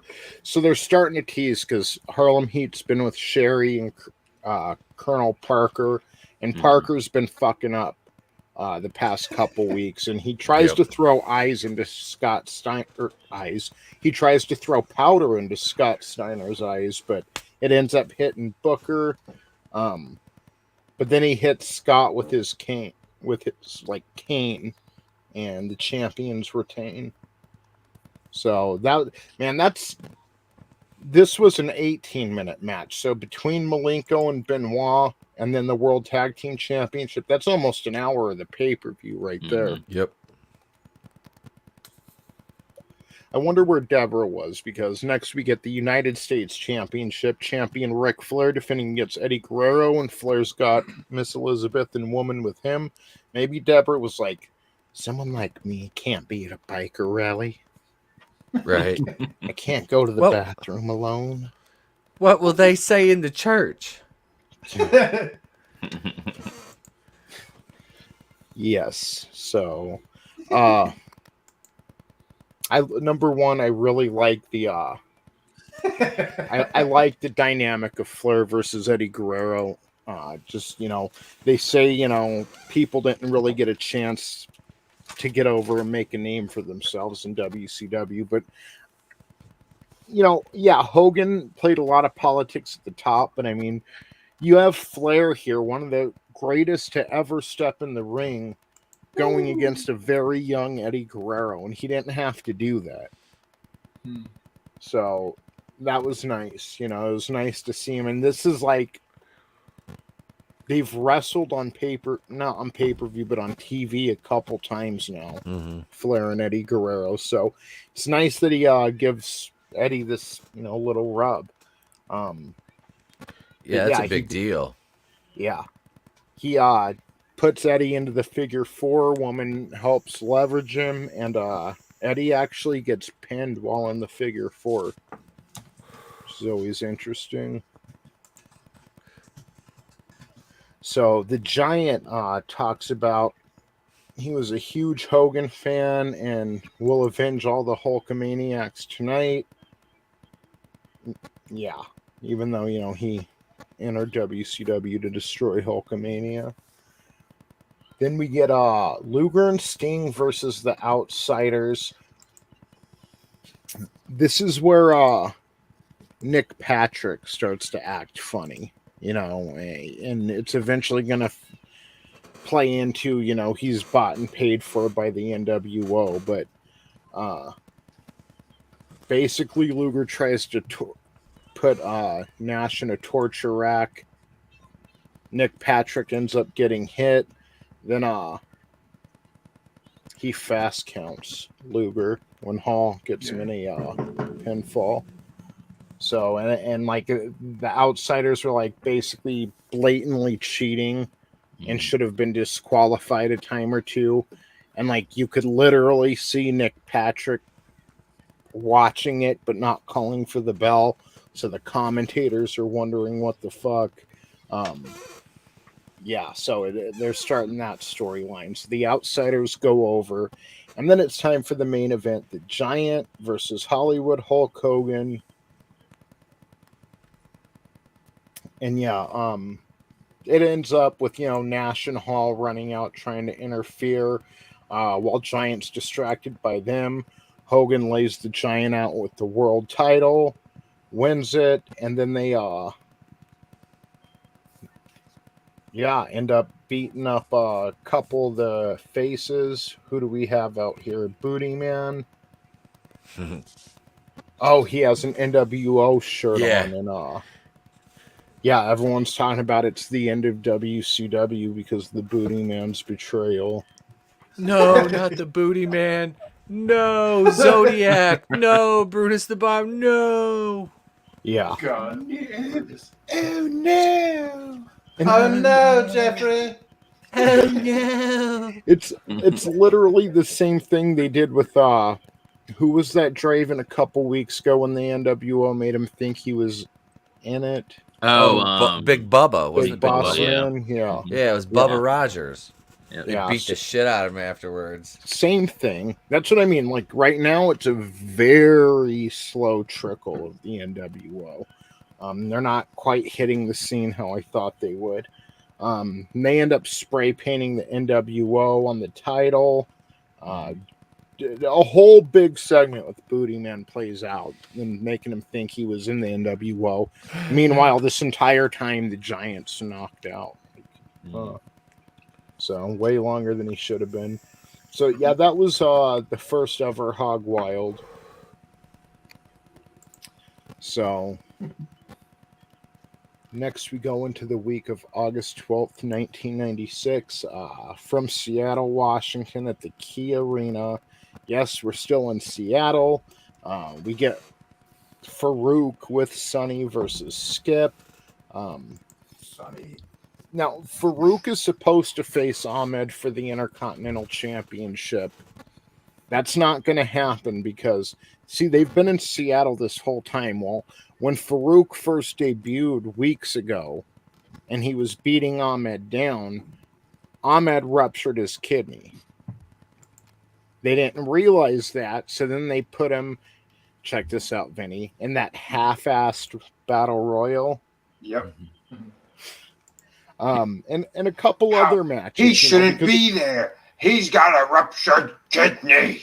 Look at his cheeks. It's so high up, he got a nosebleed. Vince, my kidney ain't feeling right. We'll pull half your ass out. What are you doing? That'll Isn't fix that- everything.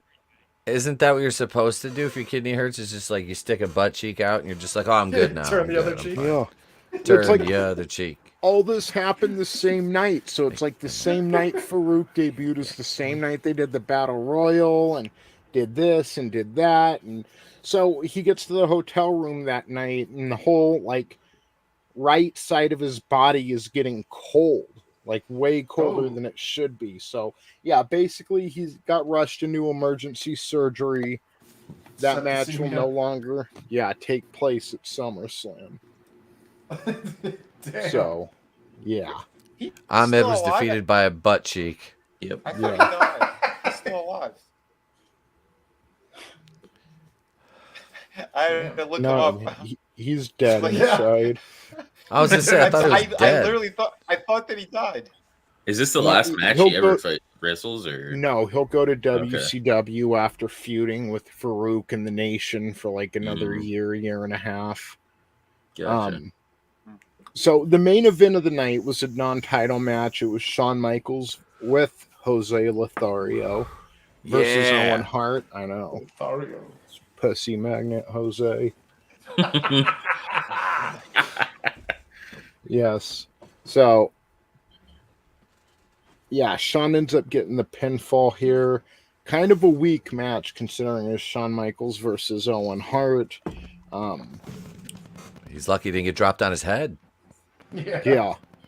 Vader and he beats up Shawn Michaels, hits him with 2 Vader bombs. Then does a Vader salt. But the camera fades to black before you're actually able to see him do a moonsault. Means he probably didn't. The camera faded to blink. Now, we also get the Godwins versus TL Hopper and who? I guess. Mark Hoppus from Blink 182. Yeah, it's like well, they don't have competition. They don't have direct competition, so you can get away with TL Hopper versus the Godwins. We also get Crush versus Savio Vega. Crush gets the win. He's good. Yeah.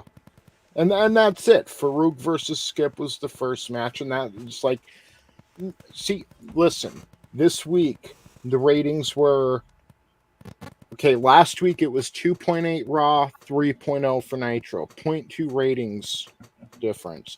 This week, Nitro has a 3.3 compared to Raw's 2. So a 1.3 ratings difference, and they fucking deserve it. Like, this is your go-home show for SummerSlam. Yeah. And we get Farouk versus Skip. Yay. He was showing Sunny that like they didn't belong together or whatever. Put that on the marquee. To be fair, Chris Candido was because that motherfucker dead. Was a fucking solid worker, but him and Farouk, their styles just didn't jive. And just with the WWF style as a whole, then like he worked far better in ECW. Yeah. So, yeah, fucked up night, and I feel bad for the people of Seattle having to sit through like 4 pre-taped Raws, and then that's how they end the fucking shows with that last stretch. Like, oh my gosh. Like, all you have to look forward to is Shawn Michaels and fucking Vader. Yeah. Oh, and yay. I forgot to mention last week, but it was during the Battle Royal, right, where fucking Undertaker and Mankind started going at it. They both got eliminated and fucking like were brawling all the way to the back.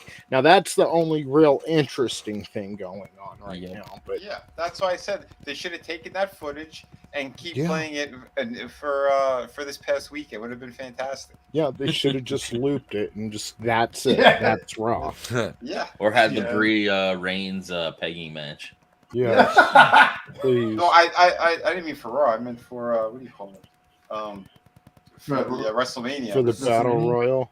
No, the 2022 WrestleMania. Oh, yeah, the main event. Yeah, right, the main event. We all know what it was, though. Yes. It stinks. That it does. So, yeah, that's Raw going into SummerSlam. Meanwhile, at Nitro, again, they've left the Disney MGM studios now. Now they're on the road again the night after Hog Wild. They're in Casper, Wyoming. We get a rematch as the main event. Sting and Luger versus Scott Hall and Kevin Nash.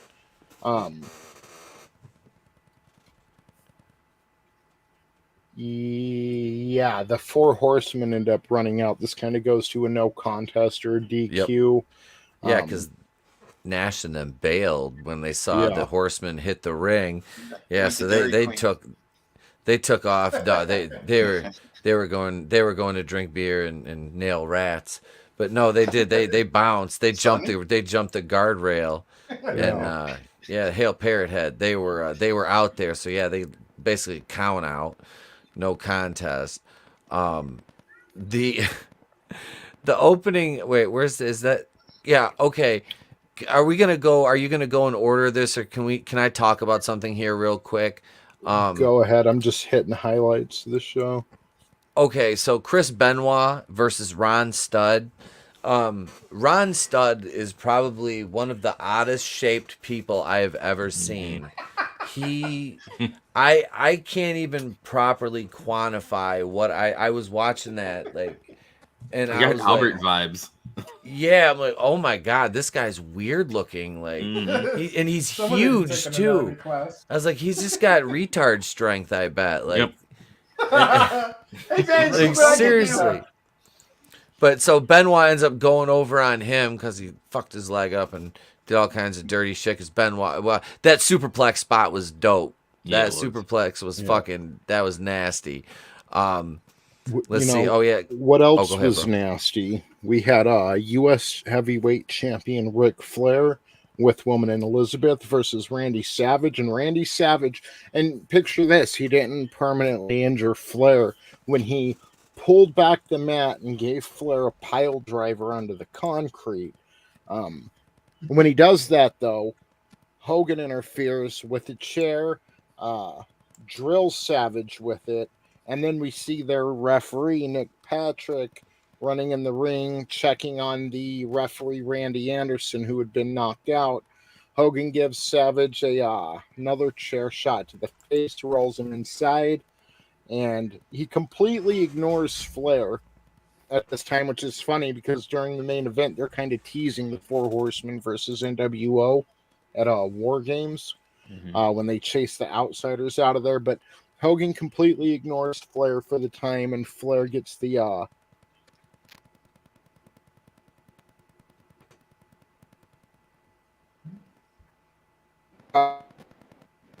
did he robot or is it He's just me? roboting.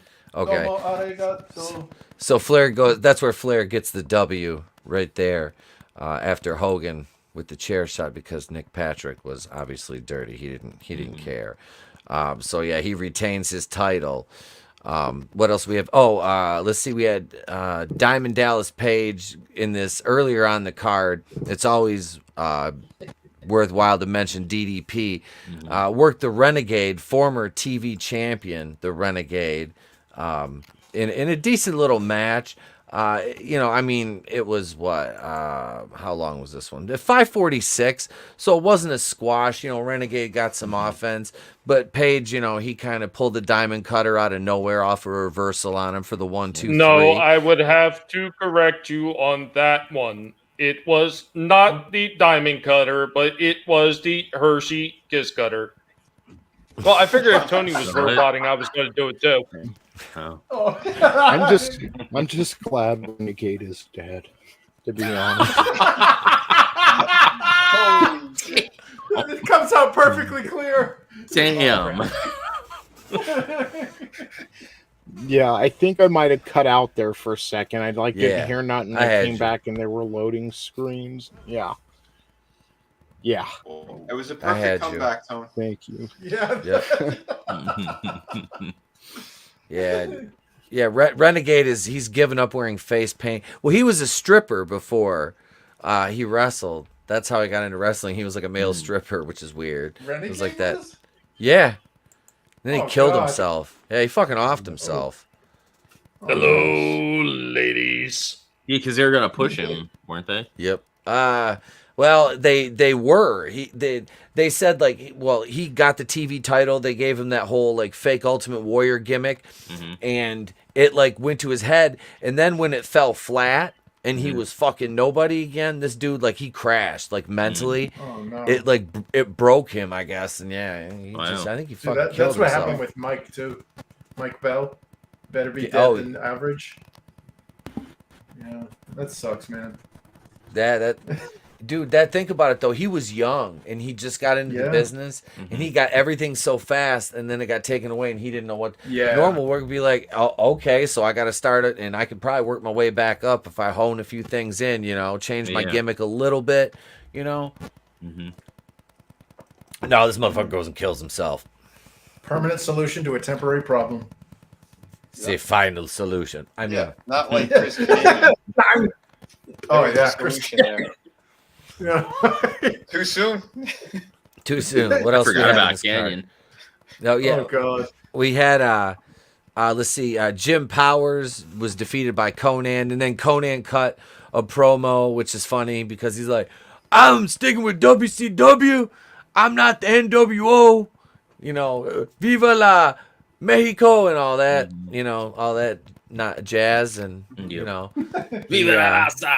Viva la raza, all that jazz, and then wait a second. There he is. Okay. Oh no, they've cloned. What the hell's going on here? Should I bring Draven back in, chat? Yeah. I can't help that Bree's pegging Reigns, and she's got the title. She's got the title. People's pegging. Yeah, people's pegging.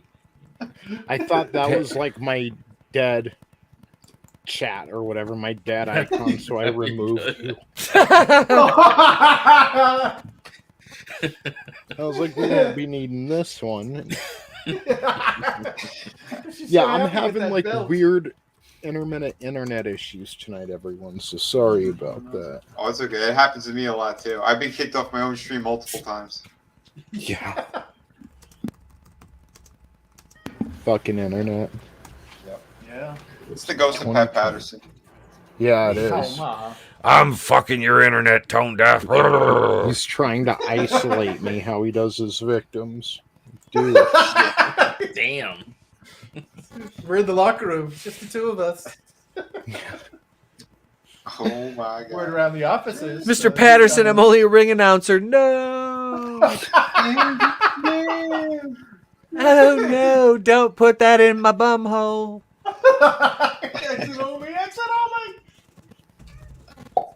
Yeah, so we also get Harlem Heat versus the Steiners in a rematch. Colonel Parker fucks up again. Like, okay, so Sherry trips Scott Steiner and then holds his feet down, and Booker's about to get the pin, and then Colonel Parker's in the ring doing whatever with Rick Steiner, and he like backs up and trips into fucking Booker T and, you know, trying to pin Scott Steiner. So it just goes to a DQ. The ref calls it. And Booker's pissed. Yeah. Booker isn't happy with Colonel Parker, so they're breaking up, which is a weird combination. Sherry and Colonel Parker managing Harlem Heat. Like, Yeah. Huh? it would be like if JBL was their manager. Like, it's weird. Yeah. Yeah, it just seems it seems odd seeing him come down to the ring with her. Given the entanglement with Sherry, I understand, but it's like they're stepkids. I don't know. It's really weird. Yeah. It's like, Mom and Dad, stop making out while we're wrestling. Yep, pretty much. Even though Sherry's banging her stepkids, but Well, that works out like the videos on the interwebs.com. so Ron Perlman somewhere beating off to that. Look at Parrothead blames the PWO for Tony's internet having problems. Chewing the wires. He blamed the pigs. Yeah, Ron Perlman's all beaten off to that, like, diversity is her strength. Diversity is her strength. I've got candy, kids. So, yeah, other than that, we kind of have a bunch of fucking throwaway matches. We had mentioned Benoit and Ron Studd. We mentioned Paige and Renegade. We had Conan versus Jim Powers. We had the Faces of Fear, Ming and Barbarian, with Kevin Sullivan and Hugh Morris versus High Voltage and Rough and Ready. That whole match was just like a big cluster. Yeah, It was a mess. Yeah. It was a mess, dude. The whole fucking match never should have happened because you should have just had Faces of Fear squash High Voltage. Mm-hmm. Like, And you had like Sullivan like behind the Faces of Fear, just like using them as a shield like most of the match. Yeah. Like he'd run in, get one hit in, Sullivan, and then run behind the other guys. It's like, what the fuck is the point of this? Yeah. He's not the smartest guy in the world. Yeah. Yeah, he booked himself into a divorce. Of course he's not. Yeah, and he booked that fucking match himself. Like, what are you trying to accomplish, dude? Shouldn't he be arrested for murder as well? Yeah, if he didn't book the match, his wife might still be alive. Yeah. Exactly. See? Yes. So isn't that, what is that, like second-degree murder or something? Manslaughter, at least. Play the long game.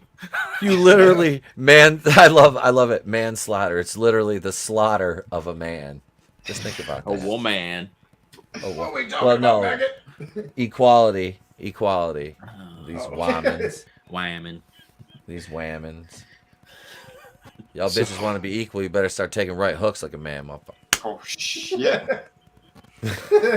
So let's hitting hard here. Let's run through this 96 SummerSlam card real quick as that happened the Sunday after Raw. It starts off with Stone Cold Steve Austin versus Yokozuna, which I didn't even know he was back. Like, he must just be returning at the pay-per-view. Last time we saw him, he was like, man, my head ain't been right lately, and he just walked off after losing to somebody.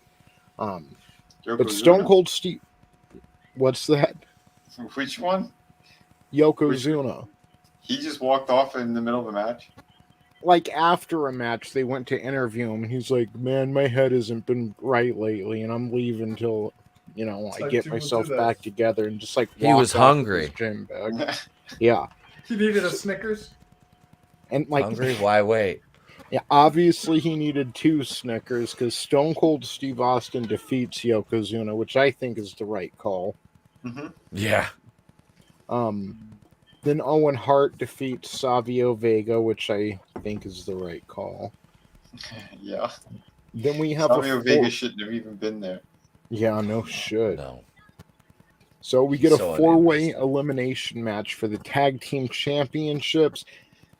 Champion Smoking Guns versus the New Rockers versus the Godwins versus the Body Donnas. That's a shit tag division, and the Smoking Guns defend their title.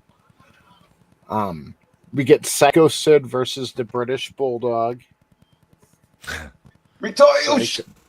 Where's me title shot? I don't want to fight fucking Psycho Sid. I want a title shot. Davey, you suck. Shut your mouth. You don't get a title shot because I'm the ruler of the world. They gave that shot to Matilda. Wait, what did Sid say? And I have half the brain that you do.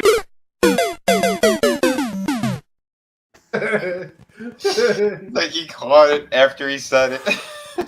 Yeah, he's like, "Aw, oops." I'm gonna go eat Play-Doh now. As long as it's he's like I like the purple. It's grape. Fuck! Why are we gonna put Jerry Lawler on the fucking card? I don't know. No. All right, so we get Goldust versus Mark Marrow with Goldust going over. Mark Marrow must have done something to piss Vince off because he was trying to push him for like the first couple weeks, and since then Marrow's been on a losing streak. Then we get, and I guess this makes sense because Lawler's been talking shit this whole time on Raw. He said they found blood in Jake's alcohol stream. But we get Jerry Lawler versus Roberts, and Jerry Lawler actually goes over. So holy shit, they're just burying Jake the Snake. Like, take that, you fucking crackhead. yeah." Now, this one is different than I remember. We get the Boiler Room Brawl, Mankind versus The Undertaker. I could have sworn Undertaker went over in this match, but no, after kicking his ass for basically months on end, Mankind, oh, right, I'm wrong. This is where Paul Bearer turns on Undertaker. With urine?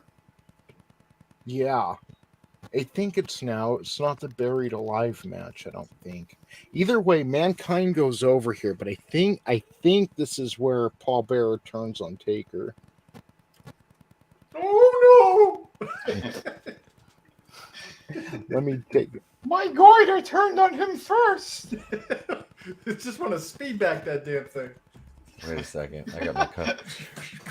Damn you! I'm gonna be so twisted up. I'm gonna spill water on my keyboard, and I did not do that. Kane's father. Kane's my son. He's your brother, Undertaker. Yeah, it was at SummerSlam. This is where he sides with Mankind. Your mother. Oh, that's not an image I want to see. Yeah. So if you think about it, the Kane Undertaker storyline is kind of starting now. You know, this is like the very first seeds of everything getting planted. Speaking of seeds, Undertaker, I planted one in your mother. Oh yes. Oh yeah, that's what the sex is. I'm sorry. Oh. Good lord. It sounds like you have a little experience with those kinds of sounds in the bedroom, Chris. I'm getting kind of worried now, buddy. Chris is like, "Hey, girl, you want me to do an impression?" She's like, "Yeah, do something sexy." He whips out the Paul Bearer shit. That might work. That might work on Brie Larson. Kind of sounds like a Sasquatch call. Oh. No, Bobo, that's not how it goes. How the hell did that thing reproduce? Look what I started. I apologize. Mr. Potato Head. I'm sorry. And bucket of parts. Buckets of fun for everyone. Oh, yes. And then motherfucking on the box is Cory Booker's head.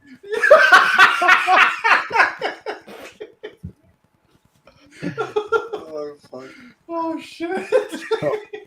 The night wraps up with WWE Championship. Shawn Michaels goes over Vader, and I hope I don't care how bad this WrestleMania's main event was. I'll watch that 100 times compared to ever having to watch Shawn Michaels and Vader taken seriously again, because holy fuck.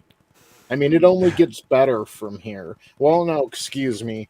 We're going to get the, I mentioned Kane earlier. We're going to get the fake Diesel, fake Razor storyline here soon. And after that, it only gets better. Yay. Yeah. Yeah. So. Can't believe they do like a fake Diesel and. Oh, it was wiggity whack. It was whack. Yes. Well, I own the characters, damn it. Okay. Yeah. Well, that was the thing. Sorry. Vince didn't look at them as personalities. He just looked at them as property. Yeah. But man, that Razor was so out of shape in comparison to Scott Hall. It's hilarious. It's like, what happened?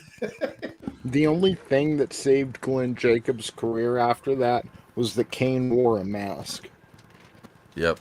You know, like dude who played Razor, he was done after that. But Kane, he was big, so Vince wanted to keep him because he was such a big guy, and they had an excuse to put him in a mask, or he probably would have gotten cut not long after that. Yeah. Yep. Join the NWO. He could have went to WCW and joined the NWO. That's it. I'm putting Kane on No Mercy. He's gonna be in my NWO now. Fuck that. Yeah, because that was in between the Isaac Yankem and the Kane personalities. Part of the wolf pack because he's red and black. Yep. Yes. Isaac Yankem. And yeah, I haven't seen Isaac Yankem on TV for a while, so they're repackaging him. Definitely getting him ready for Diesel. Yep. God, it's so bad. So like it's like Undertaker versus Undertaker, except for like not in a good creative way. They were trying to pull one over on the fans, I guess. I don't know. I'm getting over on him. Check it out. Just how Stupid weird is marks. that? Like, what if he decided to keep the character of the Undertaker going and fucking just brought out some dude in Taker's clothes like nowadays? You know, it's like weird. Well, didn't they try to do that when they did the fake Undertaker story for a little bit? Like, it was Kevin Nash, wasn't it originally? No, it was Brian Adams. It was Brian Adams. Because they're about the same. They're about the same height. I was about to say not the little Canadian guy. Do it for you. That would be the best. Dude, that would be awesome. You're pretty funny. Got John Mellencamp in there. Brian Adams comes in fucking singing goddamn Summer 69 swinging a chair. I've got my 6 string. You can do it in the game. In the summer of 69. Yeah. It's like, whoa, hey, what's going on here? Then after he goes over, he starts singing "Everything I Do It for You" as he walks out. He sings as he walks out with the title. Yeah, I just don't remember. I just don't remember Brian Lee being that tall. I mean, I seen him in an ECW ring before when he was at the CYO down in Trenton. He did not look as big as they were claiming. He's like, they had him listed like what, 6'9", 6'10"? Something like that. In between 6'8" to 6'10", somewhere in between there. Yeah. They always did that shit. They always made them try to look bigger than they were. I mean, it's the same thing with Bubba and the Dudleys. I mean, they had Bubba listed as 6'3". I was standing right next to him. He was no taller than me. I was to say, because I've never met the Dudleys. I imagined they were a little bit shorter than they were billed, though, because they didn't look that tall. Comparatively speaking to other guys who I've seen, like they're like not much bigger than Rhino. Well, maybe a little bit, because Rhino's only like 5'9". But that motherfucker's wide. Oh God, what the fuck is this? Oh no! Still think that sounds like a downstairs disaster. Raise your hammer. That's Chris the Fist's fucking slogan. Oh yeah. It'd be better if it was Skins look prepared. terrible. It'd be better if it said "prepare to get hammered." Look at this female shit. Thor, you know. What is this garbage? Well, hold on. Look how quickly they destroy their own product. They showed the hammer with all the cracks in it, so they're clearly putting the hammer back together. It's the same one that was destroyed. Like, you know, and this is where you're gonna first drop it on a fucking. Oh no, wait, you're giving it to Natalie Portman. It's just so, like, I was just thinking, why did they cut his hair in the first place? Because he's got long hair again, but, like, between cutting his hair, destroying the hammer, it's all for, like, little temporary... Yeah, well, they cut something else, and it's between his legs. Yeah. He's Varys. He's Varys from Game of Thrones now. He's a eunuch. And just like that whole thing with that weapon right there with Storm Strike, that Stormbreaker. Or Stormbreaker, yeah. It irritates me because that's not where that damn weapon came from. It came because Odin created Beta Ray Bill. Yeah. Yeah. Yep. Well, they completely and he was just a throwaway Easter egg, which was stupid. Yeah, because they don't want to. They don't want to put him in the movies. Like, how are we going to explain this horse face character? Like, it doesn't make any sense.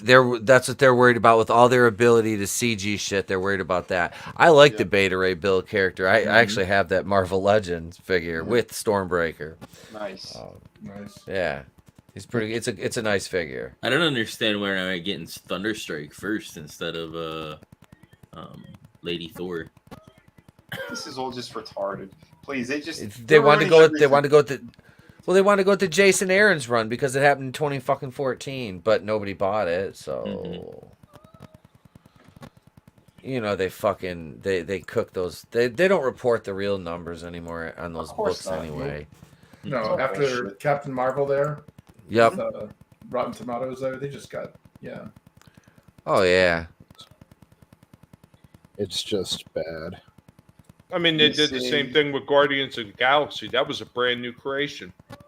Yeah, well, I mean, because the comics were so obscure. That's why they were like, oh, that's why they did the Eternals. They're like, oh, look, we can, race and gender swap these characters and nobody's gonna care. It's like, why don't you just make new ones then? Well, that would take effort, you fucking asshole. You're a racist. Shut your mouth, you bigot. I mean, the only character I think they really crossed over from the original Guardians was Yondu, and he wasn't even originally part of the team. And he damn sure didn't work the same way he did in the old comics. So, honest question: is Zendaya white from the waist down? Go back to the top. Oh, that's what we see. I don't know. Nothing, just Zendaya's heels at the Oscars, but she's the opposite of me. I'm black from the waist down, so let's see her feet. Let's see. Is she ashy? High five, Chris.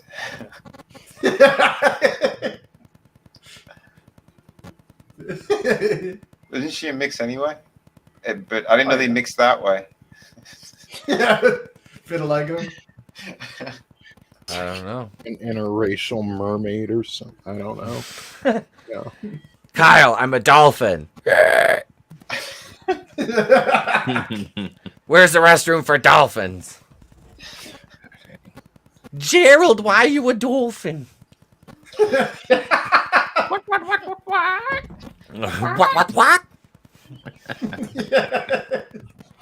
I like when his knees exploded. That's great. Oh, yeah. He's got ball sacks for knees.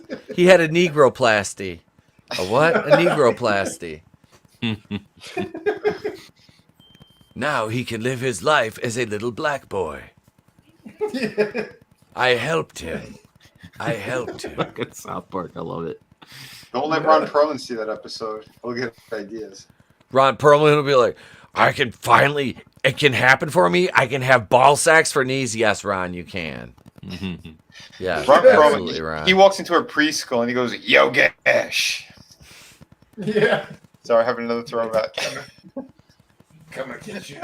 I like when they the episode where they grow the penis on the rat for fucking Mr. Mr. Garrison. Garrison. The very And Butters like, look, there's my teacher's penis. It's like, Butters, how do you know what your teacher's penis looks like? The best part of that episode, though, is when Garrison freaks out in the beginning and he flips his desk over. Yeah. I'm a man! I should have a penis! And he's fucking freaking out. And the principal Victoria, Mr. Garrison! Ah! I love it. He's just like fucking losing his shit. That's like, I need to make a gif out of that. I have that fucking, I own, like, it's on one of, it's on like one of the seasons of South Park because I got a couple of them. But that is that in the like the Dog the Bounty Hunter episode. Oh yeah. With the like boobs. in Boobs. in the later seasons. Like originally, like the first Halloween one, the first Halloween episode is still my favorite. The zombies and everything. Cartman dresses up like Hitler. Cartman dresses up like Hitler, and then he's got the ghost costume on, the Klansman. You know, and the zombies, the Worcestershire sauce zombies. Oh my god, yeah, fucking yeah. Ike in that Dog the Bounty Hunter, Ike is having a relationship with his teacher. The episode is titled Miss Teacher Bangs a Boy. Yeah, Nice. And then they go, nice. I don't know. I'm tied between the one where Butters is a pimp. And the one where Butters was playing the Mexican has to get across the border game. Montoya. Yeah, Montoya. I am Montoya, the last of the Mexicans. Yes, last of the Mexicans. He's like, oh, you see all the Mexicans are all, oh, remember that shit? When he lifted his arms, they all just start fucking yelling. Oh my God. That was fucking These guys were fucking geniuses. that dude, yeah. That's when that shit was fun. I haven't watched a new episode of South Park in years. It's been years. I watched the newest one with the pajamas or whatever, where they're trying to equate them to like masks, and then like basically they're like, because the kids piss off Mr. Garrison, so he's like, you're not, you guys don't pay attention to me. All he's doing is talking about his relationship with this dude. And PC principal comes in and is like, we're going to get rid of your pajama day just for this class. So then they like get their parents involved and like it's this whole big ordeal. So then they like, to protest, they all wear masks at their jobs and stuff. And then the newest person is like, they're like, this is like Germany. And all this stuff. Because they won't let them wear pajamas to school. And PC principal won't buckle because then it makes him look weak. Well. So, do you mind if we take a look at a quick article real quick that I just kind of find funny? How dare you? So, I'll see myself out. DeSantis calls out fake news, of course. There we go. DeSantis calls out fake news, but his campaign used a fake news site to raise cash. And this is from Ben Weeder. The supplement guy? Like Joe Weeder? Yeah, he has a brother named Ben. So they're getting on Ron DeSantis like, well, you're calling out fake news and you're using a fake news site. Which, knowing the mentality of certain people when they Fox News, like what could you, One American News Network, maybe their website, like what could you possibly be talking about? Yeah, it was CNN. Were all the producers being Ron Perlmans and Harvey Weinsteins? Didn't they arrest like more than half of them? Oh yeah. Well, I think Chris Cuomo is still going to sue them. He's threatening them that he'll release more information on them if he doesn't get more money. Did I say the Babylon Bee? The Babylon Bee is what they're talking about. The governor's campaign committee, as well as the Associated Friends of Ron DeSantis Political Action Committee, paid the conservative-leaning satire website, the Babylon Bee, a combined $15,000 last year for services related to online fundraising. Like, comedy, that's smart. Comedy is fucking great, but it's funny they're calling it out like it's a fake news site and it's a framing device. They're trying to make it like he was fooled. Like, obviously, we understand it's a fucking satire site. Yeah.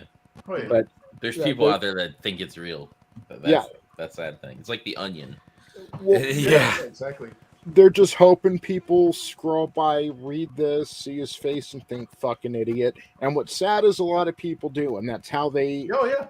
That's how they make it. decide their votes and shit. Like Tony, to take not it a probably step ignorant further, person. that's probably how 90% of YouTube commentators actually read articles. They just read the headline. They don't read Yeah, into well, it first. Mm-hmm. Yeah, did you know that AI writes most of those headlines too? Yeah. Yep. Yeah. Yep. Those Yeah, are a lot of them those sound are so bizarre. they're Yeah. keyword they driven. work. Well, yeah, it's keyword driven, and it's totally SEOs. designed to.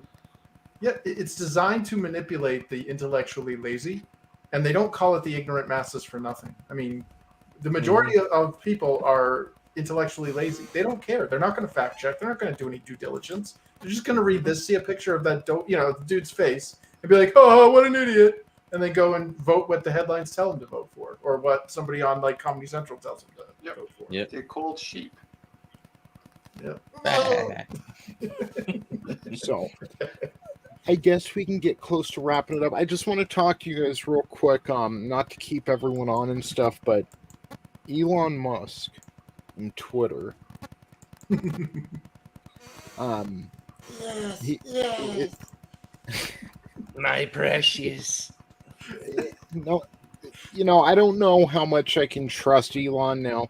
I know he's making the brain chips, but like Ultron said, good men make weapons of war, and I honestly think he has good intentions behind it. It's just other people don't. And if he does have an ulterior motive, and I talked with a friend about this, like, when astronauts go into space, like they get messed up, like we're connected to the Earth. It's our home. It's where we come from, And I think not only that, Tony, if they're up there too long, don't they start losing bone mass too? Bone density, their DNA. There's a pair of twins who are no longer technically identical twins because one of them was in space and his DNA began to change, and it's different enough now where if you blood test them, they don't come up as twins. Oh shit, that's crazy. Yeah. But I think if he has an ulterior motive, because this dude's all about getting off the planet and going to Mars and habitating that, and I think he's trying to compensate. And that would help compensate certain things in our body and regulate certain things, if you were to live on a different planet, I guess, if that makes sense. For a second there, I thought you were saying he has a small penis. Well, maybe he knows something we don't. Like honestly, if I had the money and the insights, I would definitely think about getting off this planet, mainly because this is an all eggs in one basket kind of thing. Like the millions of years of evolution, they don't mean anything. Like one solar flare and we're done. Mm-hmm. Yeah. So and get us somewhere else.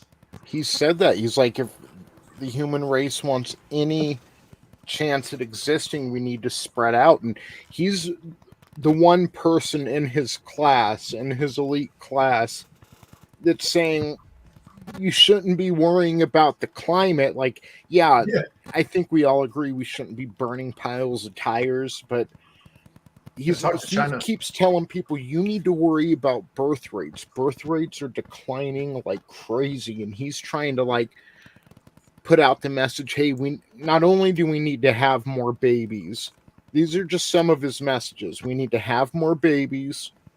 We need to start physically building things again. As far as in America now, our foreign policy is guns, we're not much of an exporter. We don't manufacture anymore. He's like, we should be building things here at home.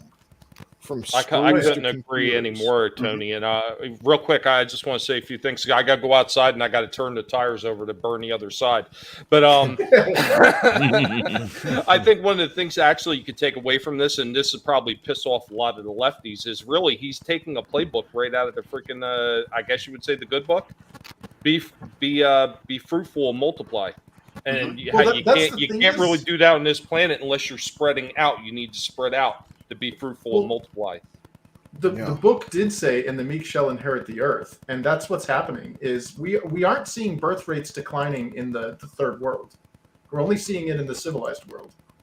Like, look at what's happening in Europe. We're seeing an ethnic replacement because they're importing the third world and they're breeding like roaches. Meanwhile, it's that scene at the opening of Idiocracy where you got the two smart people at the opening and they're like, well, we had his eggs frozen or had our eggs frozen, fingers crossed. And it's only this. It's the flagpole sitter song. Been around the world and found that only stupid people are breeding. It's true. Like we're seeing a decline in the birth rates in the civilized cultures, but in the cultures that are still kind of like hundreds of years behind us, they're like and that's the scary part, is because when our generation is too old to care for ourselves, guess what's coming? We're gonna devolve. It's fucking scary times, and it's like the thing is, there's still time to turn it around too. But nobody wants to recognize there's a problem. Oh, it's right there. Nobody is willing to shoot Ron Perlman into space, is what you're saying. Yes. Just randomly. Please, can we shoot Ron Perlman into space? Yes. Have you seen that movie, Don't Look Up? They do that. Yes. They launch him into space and he blows up.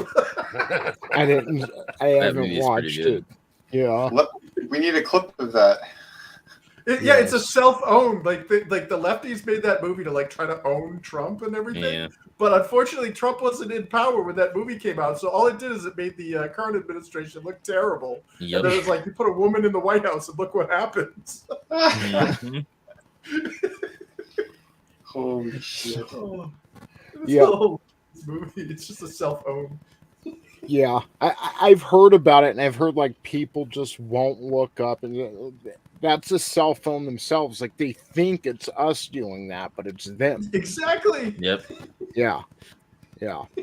So Elon's whole message for the most part, and if you look back through his history, he's always kind of been about decentralization. PayPal.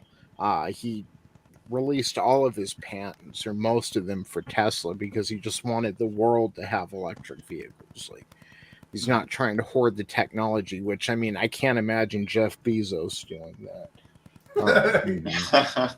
So, as far as him buying a big chunk of Twitter and having like a lot to say, he's on the board of directors now, and he had to like sign some agreement that he wouldn't buy any more stock for this amount of time, either personally or through different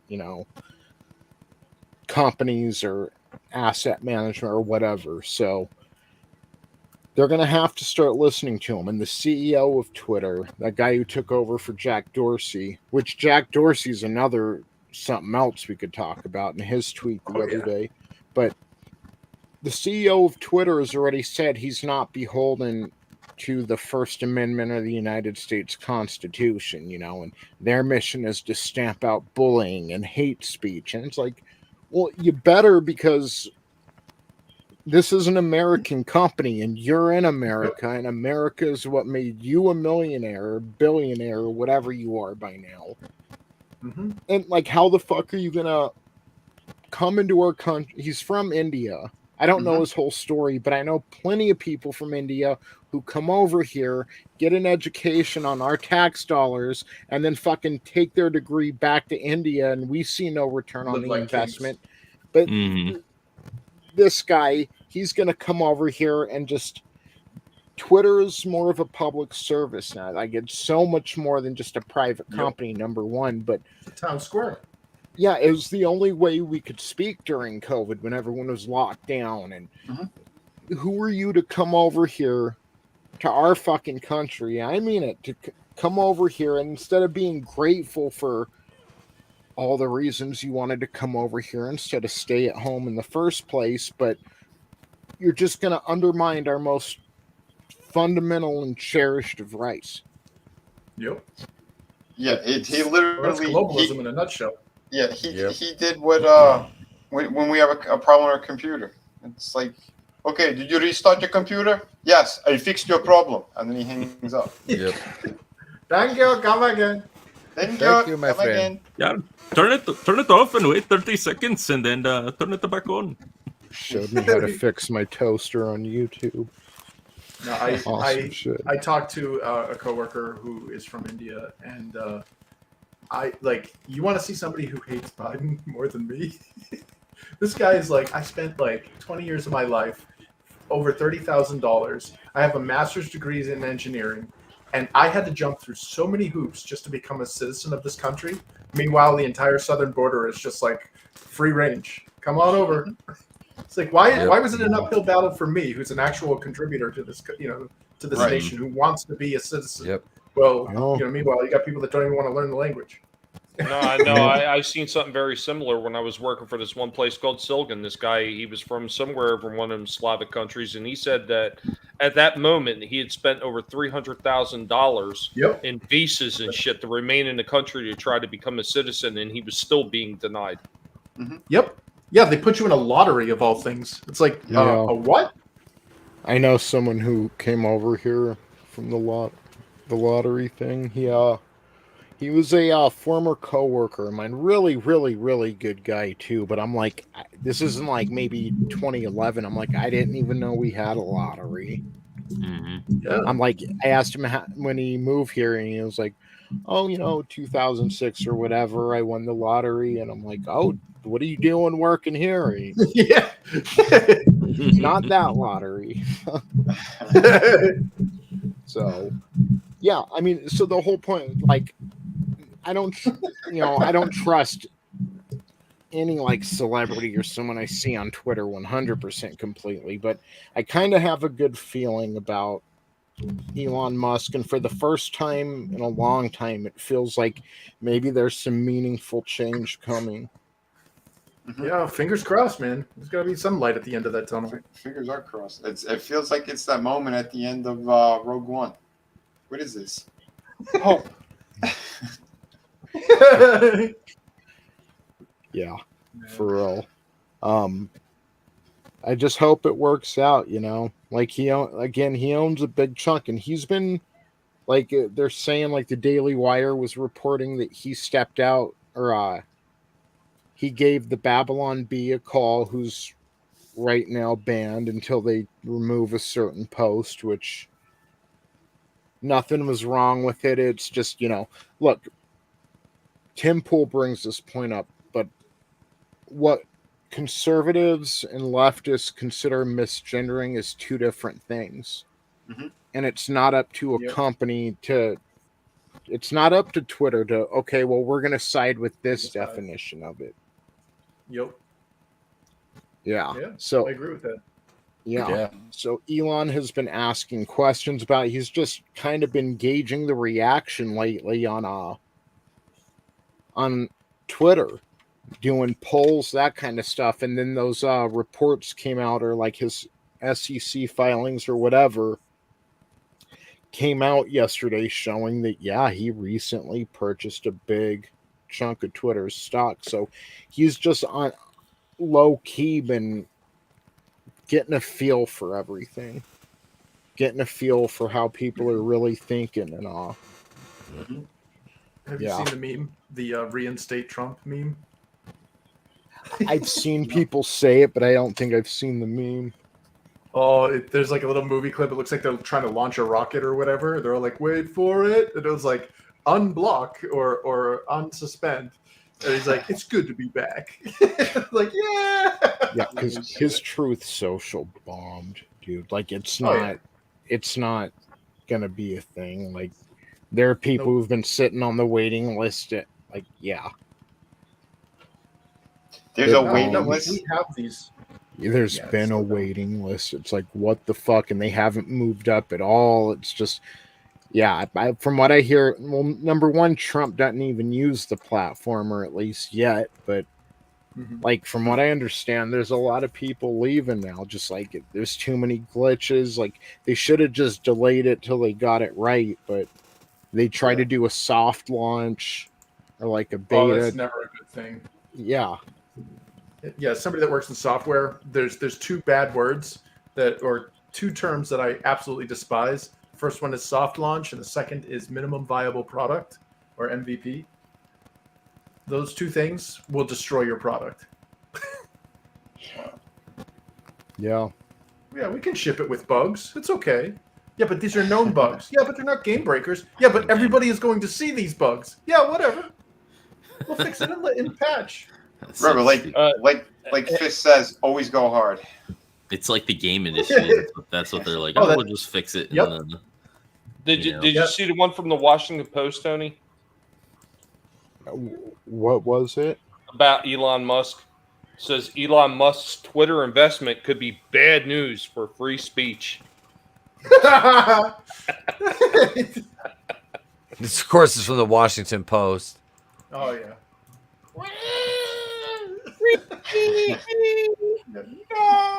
These people are, yeah. They think it's not that they're stupid; it's that they think we're stupid, and They're all having meltdowns right now. Listen.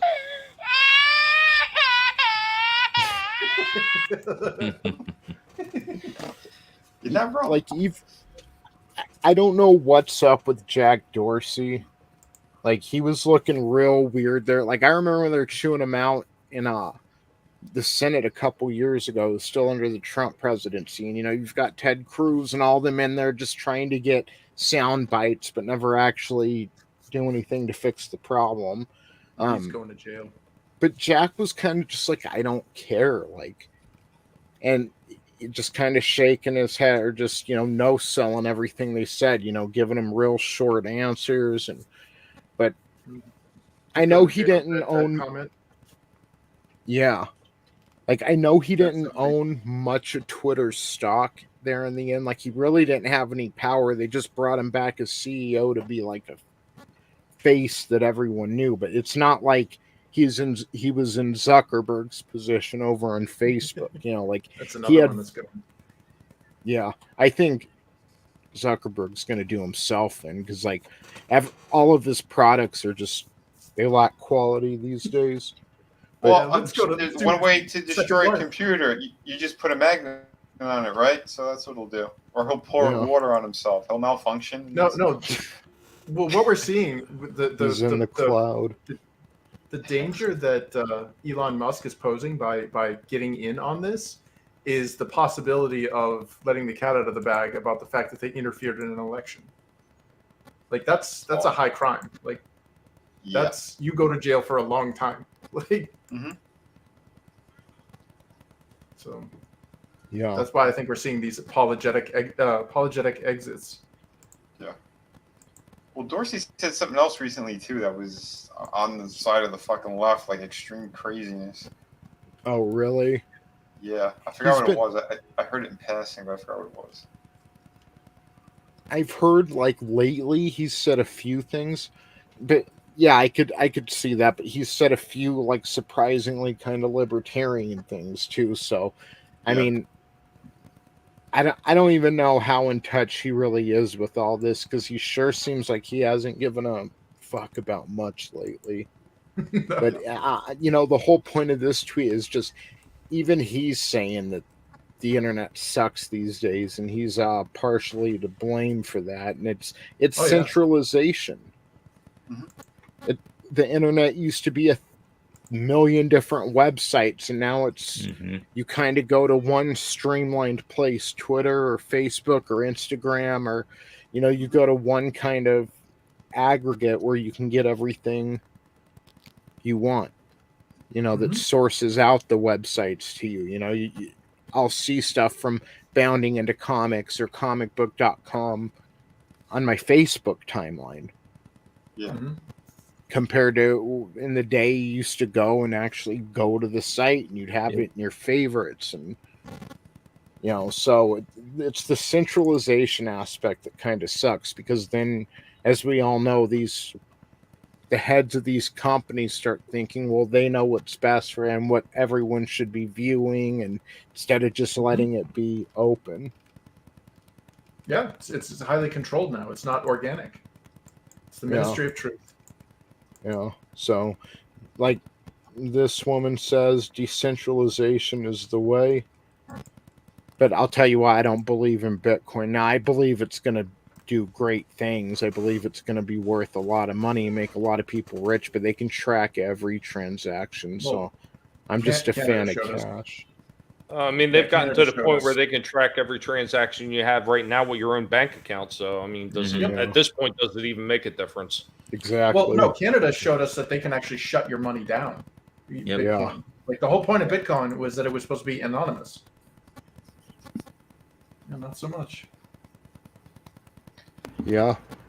That's why, like, I don't know.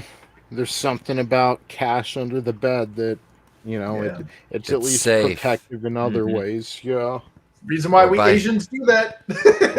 or experience. Get your gold from Roslyn Capital, like me. Hi, I'm William Devane, and I buy my gold at Roslyn Capital, and so should you. And if you don't, I'll send 2 guys to your house, and they'll kneecap you until you buy from Roslyn Capital, because I get a 25% kickback. Use my name, code name, William Devane, to get 15% off your first purchase from Roslyn Capital. I've never been a big fan of like Bitcoin and that shit because like I feel like it's just people wanting to it's like a quick get rich quick scheme. That's all it is. Like, and there's people that are eating this shit up, and it's like that's what they want you to do because this shit's gonna just tank at some point. Yep. It's a new fad or a trend. It's like NFTs. Exactly. I fucking hate NFTs. Oh, that's God. That's just to launder money. Yeah, it's a pyramid scheme. Mm-hmm. Yep. So shout out to Abby Lemons over at the Post Millennial. She's always on the Timcast. She's a great woman, very smart. I think she's the editor-in-chief over here, but she's one of those top spots. Illinois Church commits to fasting from whiteness for Lent, which I don't. What? That sounds. Yeah, it sounds like it could lead to some bad things. Like I think other people throughout history have tried to fast from other ethnic groups before, and it just doesn't turn out very well. No. What does that mean? Does that mean don't be around white people?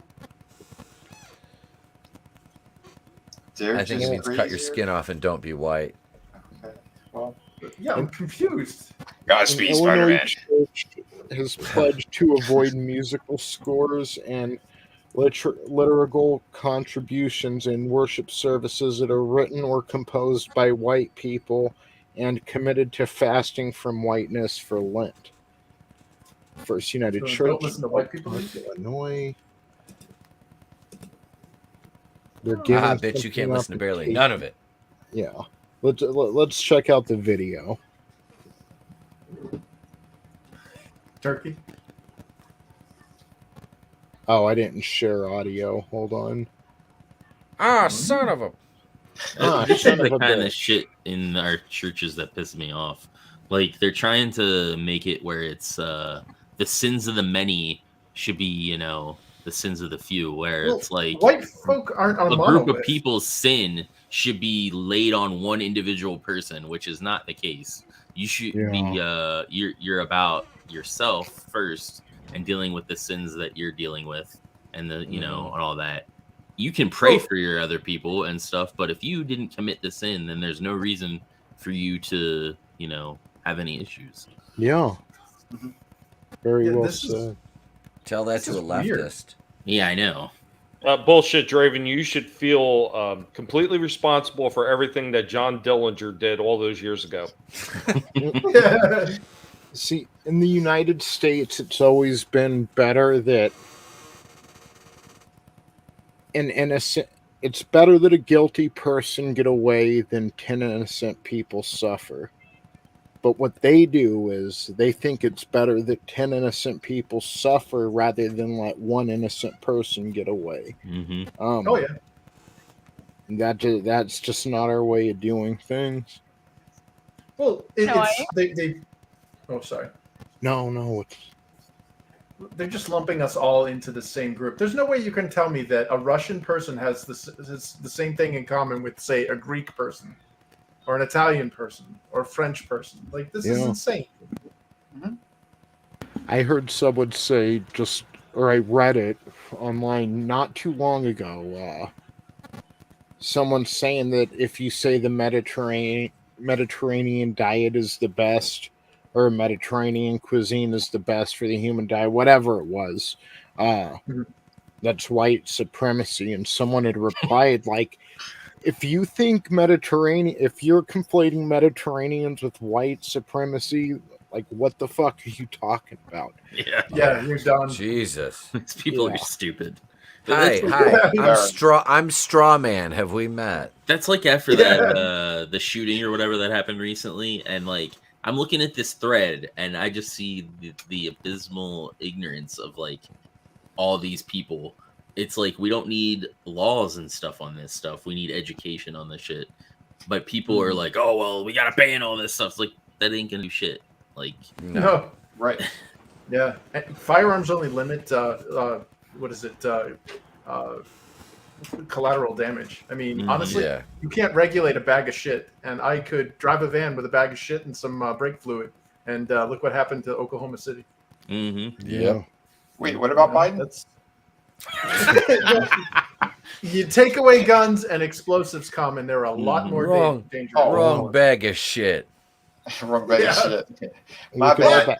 Oops. Look at all the fucking acid attacks that were happening in the UK, like people just throwing or the sulfuric acid. Yeah, people getting stabbed to death in the streets of London. Yeah, all those stabbings. I was like, did the juggalos go to London now? Shit, there's a lot of stabbings over there. It must be juggalos around. Well, they did replace the population there. I mean, that's yes, they did. Minority there. Yep.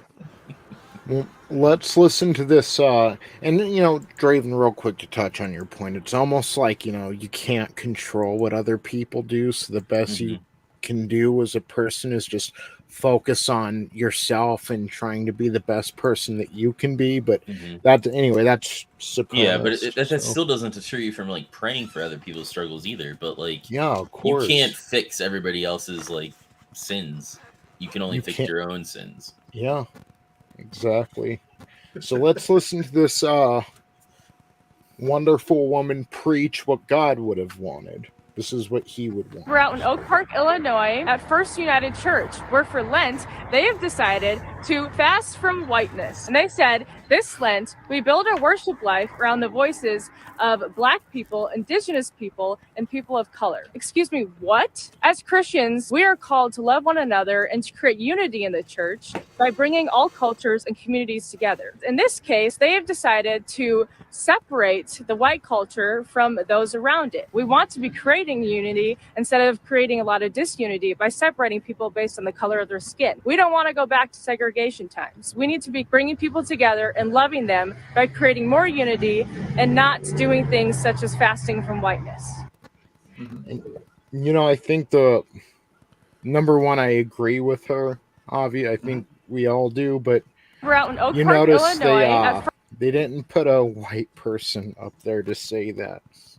Yeah. Well, that's perfect strategy. Yep. Yeah. That's marketing, baby. What the hell are you talking about, Tony? The minute she said that, she automatically just became white. Welcome to the club. We are happy to have you. That's it. She's gonna be canceled tomorrow. But it's like the lead singer of Skillet. If you look, there's a couple interviews that he's done, and he's talked about this kind of like deconstruction of Christian and like where they put all the social justice basically bullshit in the church and all this. Communism. And basically. And he's talking about it, and that's one of the reasons why he stepped off and he's doing the more secular thing, but he's still preaching the message and stuff through his music. It's just it's easier to reach people when you're subtle with it than it is to just jam it down people's throats. Marxism is a secular religion, and it cannot suffer the existence of another religion. So it's funny when you see things like Christianity try to make these concessions, because all it's doing is hastening its own demise. I mean, let's face it, Christianity is on its way out.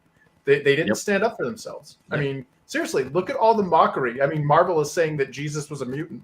You know, like all this crap. You don't see them pulling that shit with Muhammad. Oh, and it's sad too because I'm seeing there's pastors that I really like their sermons and stuff, and they're falling for this shit. And it's like, what the fuck are you doing? Time out 1 second. Who called Jesus a mutant? Marvel did. It's in their latest book. Holy shit. That no doubt is your boy Joe Quesada right there, Vince. Not my boy. Freaking sacrilege and then some. You know what I mean by saying that. I don't know. Holy fuck. It's another Ron Perlman right there. These people are disgusting. Well, they're cowards. They're not going to pull that shit with somebody that's going to blow them up or Charlie Hebdo them. No. That's what Christianity needs to do if it wants to stay relevant. I'm sorry, but it's a war, and it's getting pushed into obsolescence.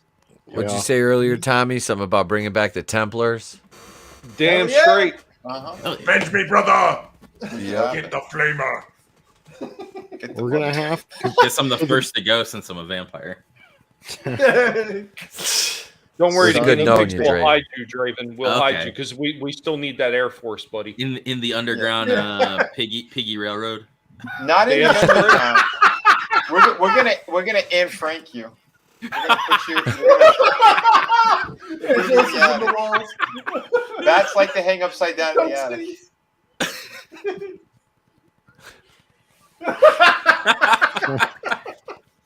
Oh, that's good.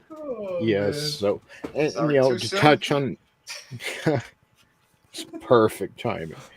To touch on what Chris said too, it's for the most part they've just been running roughshod over us. Like our side isn't even fighting back. A lot of people are still waking up to how bad it actually is, even if they did vote for Trump. They still didn't realize the extent of what these people are willing to do, which for power is anything. If tomorrow they had to pretend to be Christians to get power, they'd do that. If they had to pretend to be racist tomorrow, as long as it meant they got through that next term, as long as it means they stay in control, they will do anything. And the people that are supposed to represent us apologize or fall for it every time there's a sensationalized news story about this doing that to this marginalized group or anything. They always revert back to, okay, well, this is the time we put the blades down and apologize and work together, and they get fucking played every single time. And case in point, go back and watch some of the reactions to George Floyd. Barely anyone was saying, well, let's wait for the facts to come out. But it's the same people that always virtue signal about, well, we wait for the facts to come out. So you don't have anyone fighting this. Who? Remember NASCAR? They found a noose, supposedly. Yeah. And it was like, we got to do better and all this stuff. It's like, dude, it was a stupid tow hook. It was in every garage. Like that's a real piece of equipment. Like, Chris, I'm hearing nothing but white supremacy coming out of your mouth. Yeah, you bigot. Which part is it? Is it the Ashkenazi or is it the Korean? So the Covington kids as well. That kid was a victim. Yeah, he didn't do anything. Yeah. So, and it's like that's why Trump is so popular, because no, he's not fucking perfect, but he's one of the few with like Marjorie Taylor Greene, Matt Gaetz, just very few of them, Rand Paul, and even Tulsi Gabbard. I don't agree with her, but they're the few that are actually fighting for us, the people who make this country possible, yet we don't get a voice in it anymore. We're not represented anymore. Tulsi may be a Democrat, and I'm kind of anti-Democrat at this point, but like she may be a Democrat and everything, but I disagree with a lot of her stuff, but I respect her and I see her as an actual adult in the room, which is long since passed for most of us. I mean, most of these people you see in the politics, you're like, these are clowns. These are spoiled kids who never grew up. Yep. Eric Swalwell being the personification of that guy. Oh, the one that's banging the Chinese spy? Yeah. Yeah. We know it's the other way around. It's ridiculous. She's banging him. Yeah. Yeah. Yeah. She got a dildo with Hunter's face on it. Sledgehammer. It's Oh, the really? one with I thought Hunter was a dildo with a face on it. He is. I heard Peter Gabriel, and then I heard somebody get pegged, and I was like, oh no. Did you guys see the story? Well. The Secret Service is paying I think $50,000 a month to keep Hunter Biden holed up in some mansion in Malibu. Oh yeah, That's crazy. yeah, that's our money. When they say taxpayers' money, or that's us. We are spending our paychecks to keep this crackhead in his life of luxury. So hold on, does that mean that he just became Malibu's most wanted? Starring Jamie Kennedy. I'm glad somebody got that reference.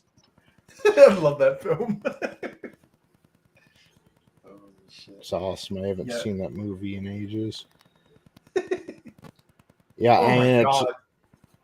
it's all over the mainstream. I first saw it on ABC News Go, but yeah, they're paying not 50,000, 30,000 a month. So the Secret Service can rent an estate in the upscale celebrity enclave of Malibu to protect Hunter Biden, who is living nearby in a resort-style home with enchanting panoramic views of the Pacific Ocean. Why? And if you don't pay for this, we will send people with guns to your house to take you away. Could you imagine being the guy that's making $30,000 a year, barely scraping by, can't even afford rent half the time, and you're hearing stories about this? I'm raising my hand. I'm raising my hand. This is a hunt for sport scenario. Yeah, it's disgusting. I mean, that's our money. I didn't say I wanted to do this. I don't know about you guys, but I don't want my money going to that. It's and that's when they're not, torturing puppies or paying for things overseas. Yeah. And they're talking about a minimum whatever tax for billionaires. It's like, I think it's apparent you're pulling in too much tax money right now. You're sending money to every country on earth. You're doing shit like that. You make too much in taxes. Like, well, you hear the unrealized assets tax that they're trying to push? That's what that one. Yeah. That means disgusting. That your money could, you don't even technically have that as an asset. It's in theory. You won't even have that when you try to withdraw it. It's in the the funny money zone where it's up in the air because it's in your stocks. You go to withdraw that to go pay it, and it's worth a quarter of that, so you still owe what it was perceived to be worth. Yeah, that's theft. That's beyond theft. That's I mean, the easiest way to get around a lot of this problem with all these politicians, they are public servants, right? Mm-hmm. And there are a lot of public servants that wind up doing these kind of jobs for free. Like, look at the pro bono judges. They're doing that work for free. So if they're a truly public service, take their goddamn salaries away. Then you're going to get rid of all these cucks that are in there now pushing for their own agendas. Once they're gone, once there's no money in it for them, they're not going to stay. And then you're going to get people in there legitimately care about the country, care about the people that they're representing. That's what you really need to have happen. Lobbying needs to be made illegal. We need term limits. Lobbying needs to be made illegal. Oh, no shit. And that was probably one of the few things that came out of AOC's mouth that actually made sense when she was talking about that. Yes. Clock can be right. A broken clock can be right 2 times a day. The problem is people like her won't stand by it when it comes down to supporting something like that. They will. Oh, yeah. Well, she embezzled $1 million as it was, or neglected to claim it. Got her boyfriend in the... Yeah. The squad exists to get dirty money out of politics, except for the $1 million I embezzled. But yeah. Yeah, except for the $1 million. That's different. That's different, you racist. Yeah. My cuck boyfriend. So we gotta wrap up, guys. So AOC, didn't the FEC drop the complaint too, or whoever it was? I think so. I think there was Tim Pool had an article about it where it was like the business said, no, he is a marketing consultant. We swear. And it's like, well, can you do any due diligence? Well, no. Okay, we'll drop the charge. Yeah, it very much looks like AOC embezzled $1 million, but Nice. hey, who cares? Leave She's on the Boricua right. Barbie alone. Little Boricua Barbie.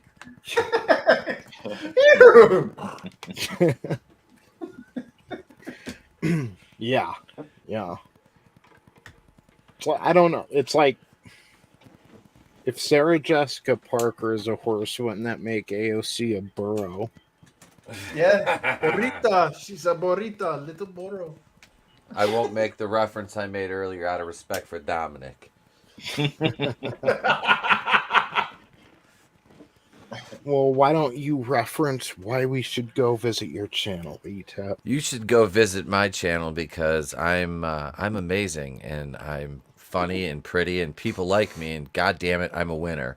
I'm Stu. No, hi, Etep Wokuian of Etep. It still says it's me, baby, on there. I didn't change that. I did not change that. Shit. Well played.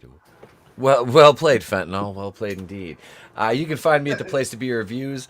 Tomorrow night we have the members pre-show stream at 8 p.m. We have the main show at 9. Tony and I will be joined by Kai MFS as well as Angelous Draven. They'll be playing the quiz sensation that's sweeping the nation. Do you know me? I'll have a video out tomorrow if you're a channel member and you haven't seen yet. The first edition of WCW Nitro Review is out for you. That will be dropped publicly Thursday morning at 10 a.m. also. And yeah, I think I'm on somebody else's channel here sometime soon. Oh yeah, I'm on Red Gaze's channel Thursday for the Probe. That's right. And we'll be reviewing Sonic over on my channel Saturday night too. So. I should be able to make that. Excellent. So yeah, join us. Come on over, subscribe. Enjoy the back catalog of content. Batwoman looks like it's dead, and I am going to go drink a bottle of bleach and cry myself into a slow death on the bathroom floor. Oh, damn. I gotta say, though, with the benefit of hindsight, talking about Sonic on Saturday sounds like it's going to go a lot better than Morbius would have. Oh my god, yeah, the whole Morbius mania thing. It's like we talked about Morbius for like 20 minutes. I was just waiting for you guys talking. I was like, I'll just talk about Morbius until they come on. Then, because I know I'm the only one that's seen this fucking dumpster fire. So it kind of shows like the power word of mouth. I mean, how many of us were planning on going to see that, and then you ended up being the first, and now how many of us aren't going now? Like. Yeah, everybody. Yeah, everybody. Are you going? I'm gonna hold off on seeing Morbius. Even though I'm a vampire. I didn't hate it, but it wasn't good. Yeah. Cultural appropriation. I know. They just had to ask my input, and they just couldn't do it. They live in vampire, bumper-clap, rude vampire diversity. I don't like Leto. He's just not. Yeah. At least he hasn't been good lately. So. No, he hasn't. Why am I still on solo, man? Take me off here. What you doing? Thank you, bro. Thanks for coming. Thank you, brother. On. Absolutely, man. Hey, guys. How's everybody doing? I'm just Bree, pegging the world champion of wrestling, because that's about as good as he's useful for. How uncomfortable he looks. I know. Anyway, I'm gonna be over on Twitch after here, playing some Elden Ring probably. Yeah, check me out. Thank you. She's really excited. You can see it in her eyes. Ta-da! Hold on. I'm taking a picture of this and then I'll move you off. So that's just awesome. I'm randomly sending it to my buddy to confuse him. She's the champion in the bedroom, baby. It's like now we know what happened between her and Feige. Mm-hmm. Makes sense. Tommy, what's up, man? What's going on, everybody? Tommy and the Guinea Pig Collective, nibbling off toes, taking no mercy on people, and just giving it to you just exactly how it is. Thursday, we got Vinny and I going in with Collectible Pass once again, having a little bit of fun, talking about the things that are being done right and what they were based on. It's the normal everyday shit that you would get from a crazy pig. Now, I know the pig videos are actually doing really well, and surprisingly, the damn minis the shorts that I'm doing for the pigs not refusing to take their medicine, those are what have been doing the best. I just don't understand it. The pigs have taken over my channel, man. They control it now. This is 100% fact. It's fact. It's so funny. That's awesome. Care. Like, hey, if it gets them coming in, I don't care. Yeah. Well, thanks for coming on tonight. And yeah, go check out. I mean, I guinea pigs are addictive, man. They've got so much personality, like it's hard to quit them. So like I can kind of see them taking over the channel, man. It's kind of like getting a tattoo. You can't just have one. Yeah, exactly. So thanks again, man. It's always a blast. No, thank you, man. Always a pleasure. Good to see all the same awesome people in the chat, too, and talking with all the great people that are on the panel. Always fun. Oh, yeah. Hell yeah. Yeah, brother. Hell yeah. Oh, yeah. Hey, check out InfiniteAilChronicles.com for the latest news for the InfiniteAilChronicles.com or Infinite Chronicles graphic novel series. We're working on book 2. As you can see here, we're getting close to 800 followers for the Twitter follower contest. So that means 4 lucky winners will get this nice 5x7 jumbo holo foil card done by the amazingly talented Nerium Nova and colored by myself. So yeah, in addition to that, we'll be starting up the mailing campaign soon, where another card will also be available to those that have signed up for the mailing campaign and made an order or put in a backing when the campaign kicks in. Yeah, and a couple of images here and there. We're basically trying to get enough of the book done before we get the mailing list started, because I know that there's all sorts of weird stipulations where if you got 6 months to basically get the campaign started, and if you don't have anything by that time, they'll just boot your campaign. So I'm hoping we can get some stuff to show everybody in the next few weeks. So yeah, stay tuned. Thank you, brother. No, thank you. You guys make sure to check out Vinny's channel as well, VinnieArt. You can catch him with Tommy on Collectible Past every Thursday right after the probe. You can catch him Fridays. Usually, for me, it's earlier in the day. It's like 2 or 3 in the afternoon, 5 or 6 Eastern time for the Friday night chill stream, Sunday night chill stream. Yeah, so Fridays and Sundays over at Vinny's channel. It's always a blast over there. They're on. You're still on just your channel, right, Tommy, for Collectible Past? Yeah, for right now. Yeah, until Vinny gets done with Shadow of Kraken, he's ready to start taking over every other week. Yeah, so check him out. Always awesome content. Check us out next Tuesday, right here, 8 p.m. Eastern Standard Time. We're also, I know I keep saying, but we're going to get to it. Surprise! I quit my second job. I kept my word. Fuck that place. Oh damn! Fuck that place. The messages they were sending you were awesome, though.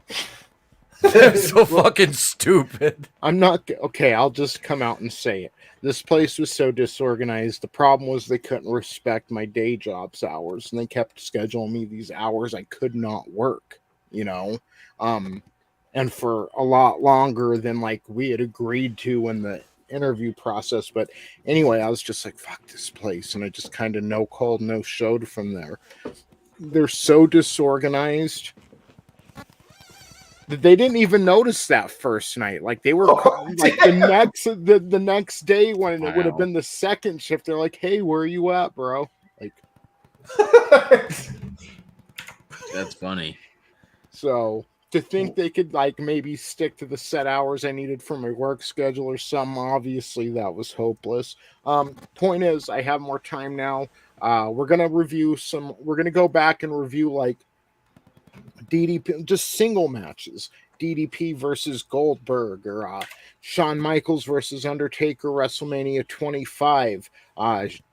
Triple H versus Cactus Jack, the Royal Rumble 2000. Mankind and Undertaker, Hell in the Cell, things like that. We're going to go match for match commentaries. That should be a lot of fun.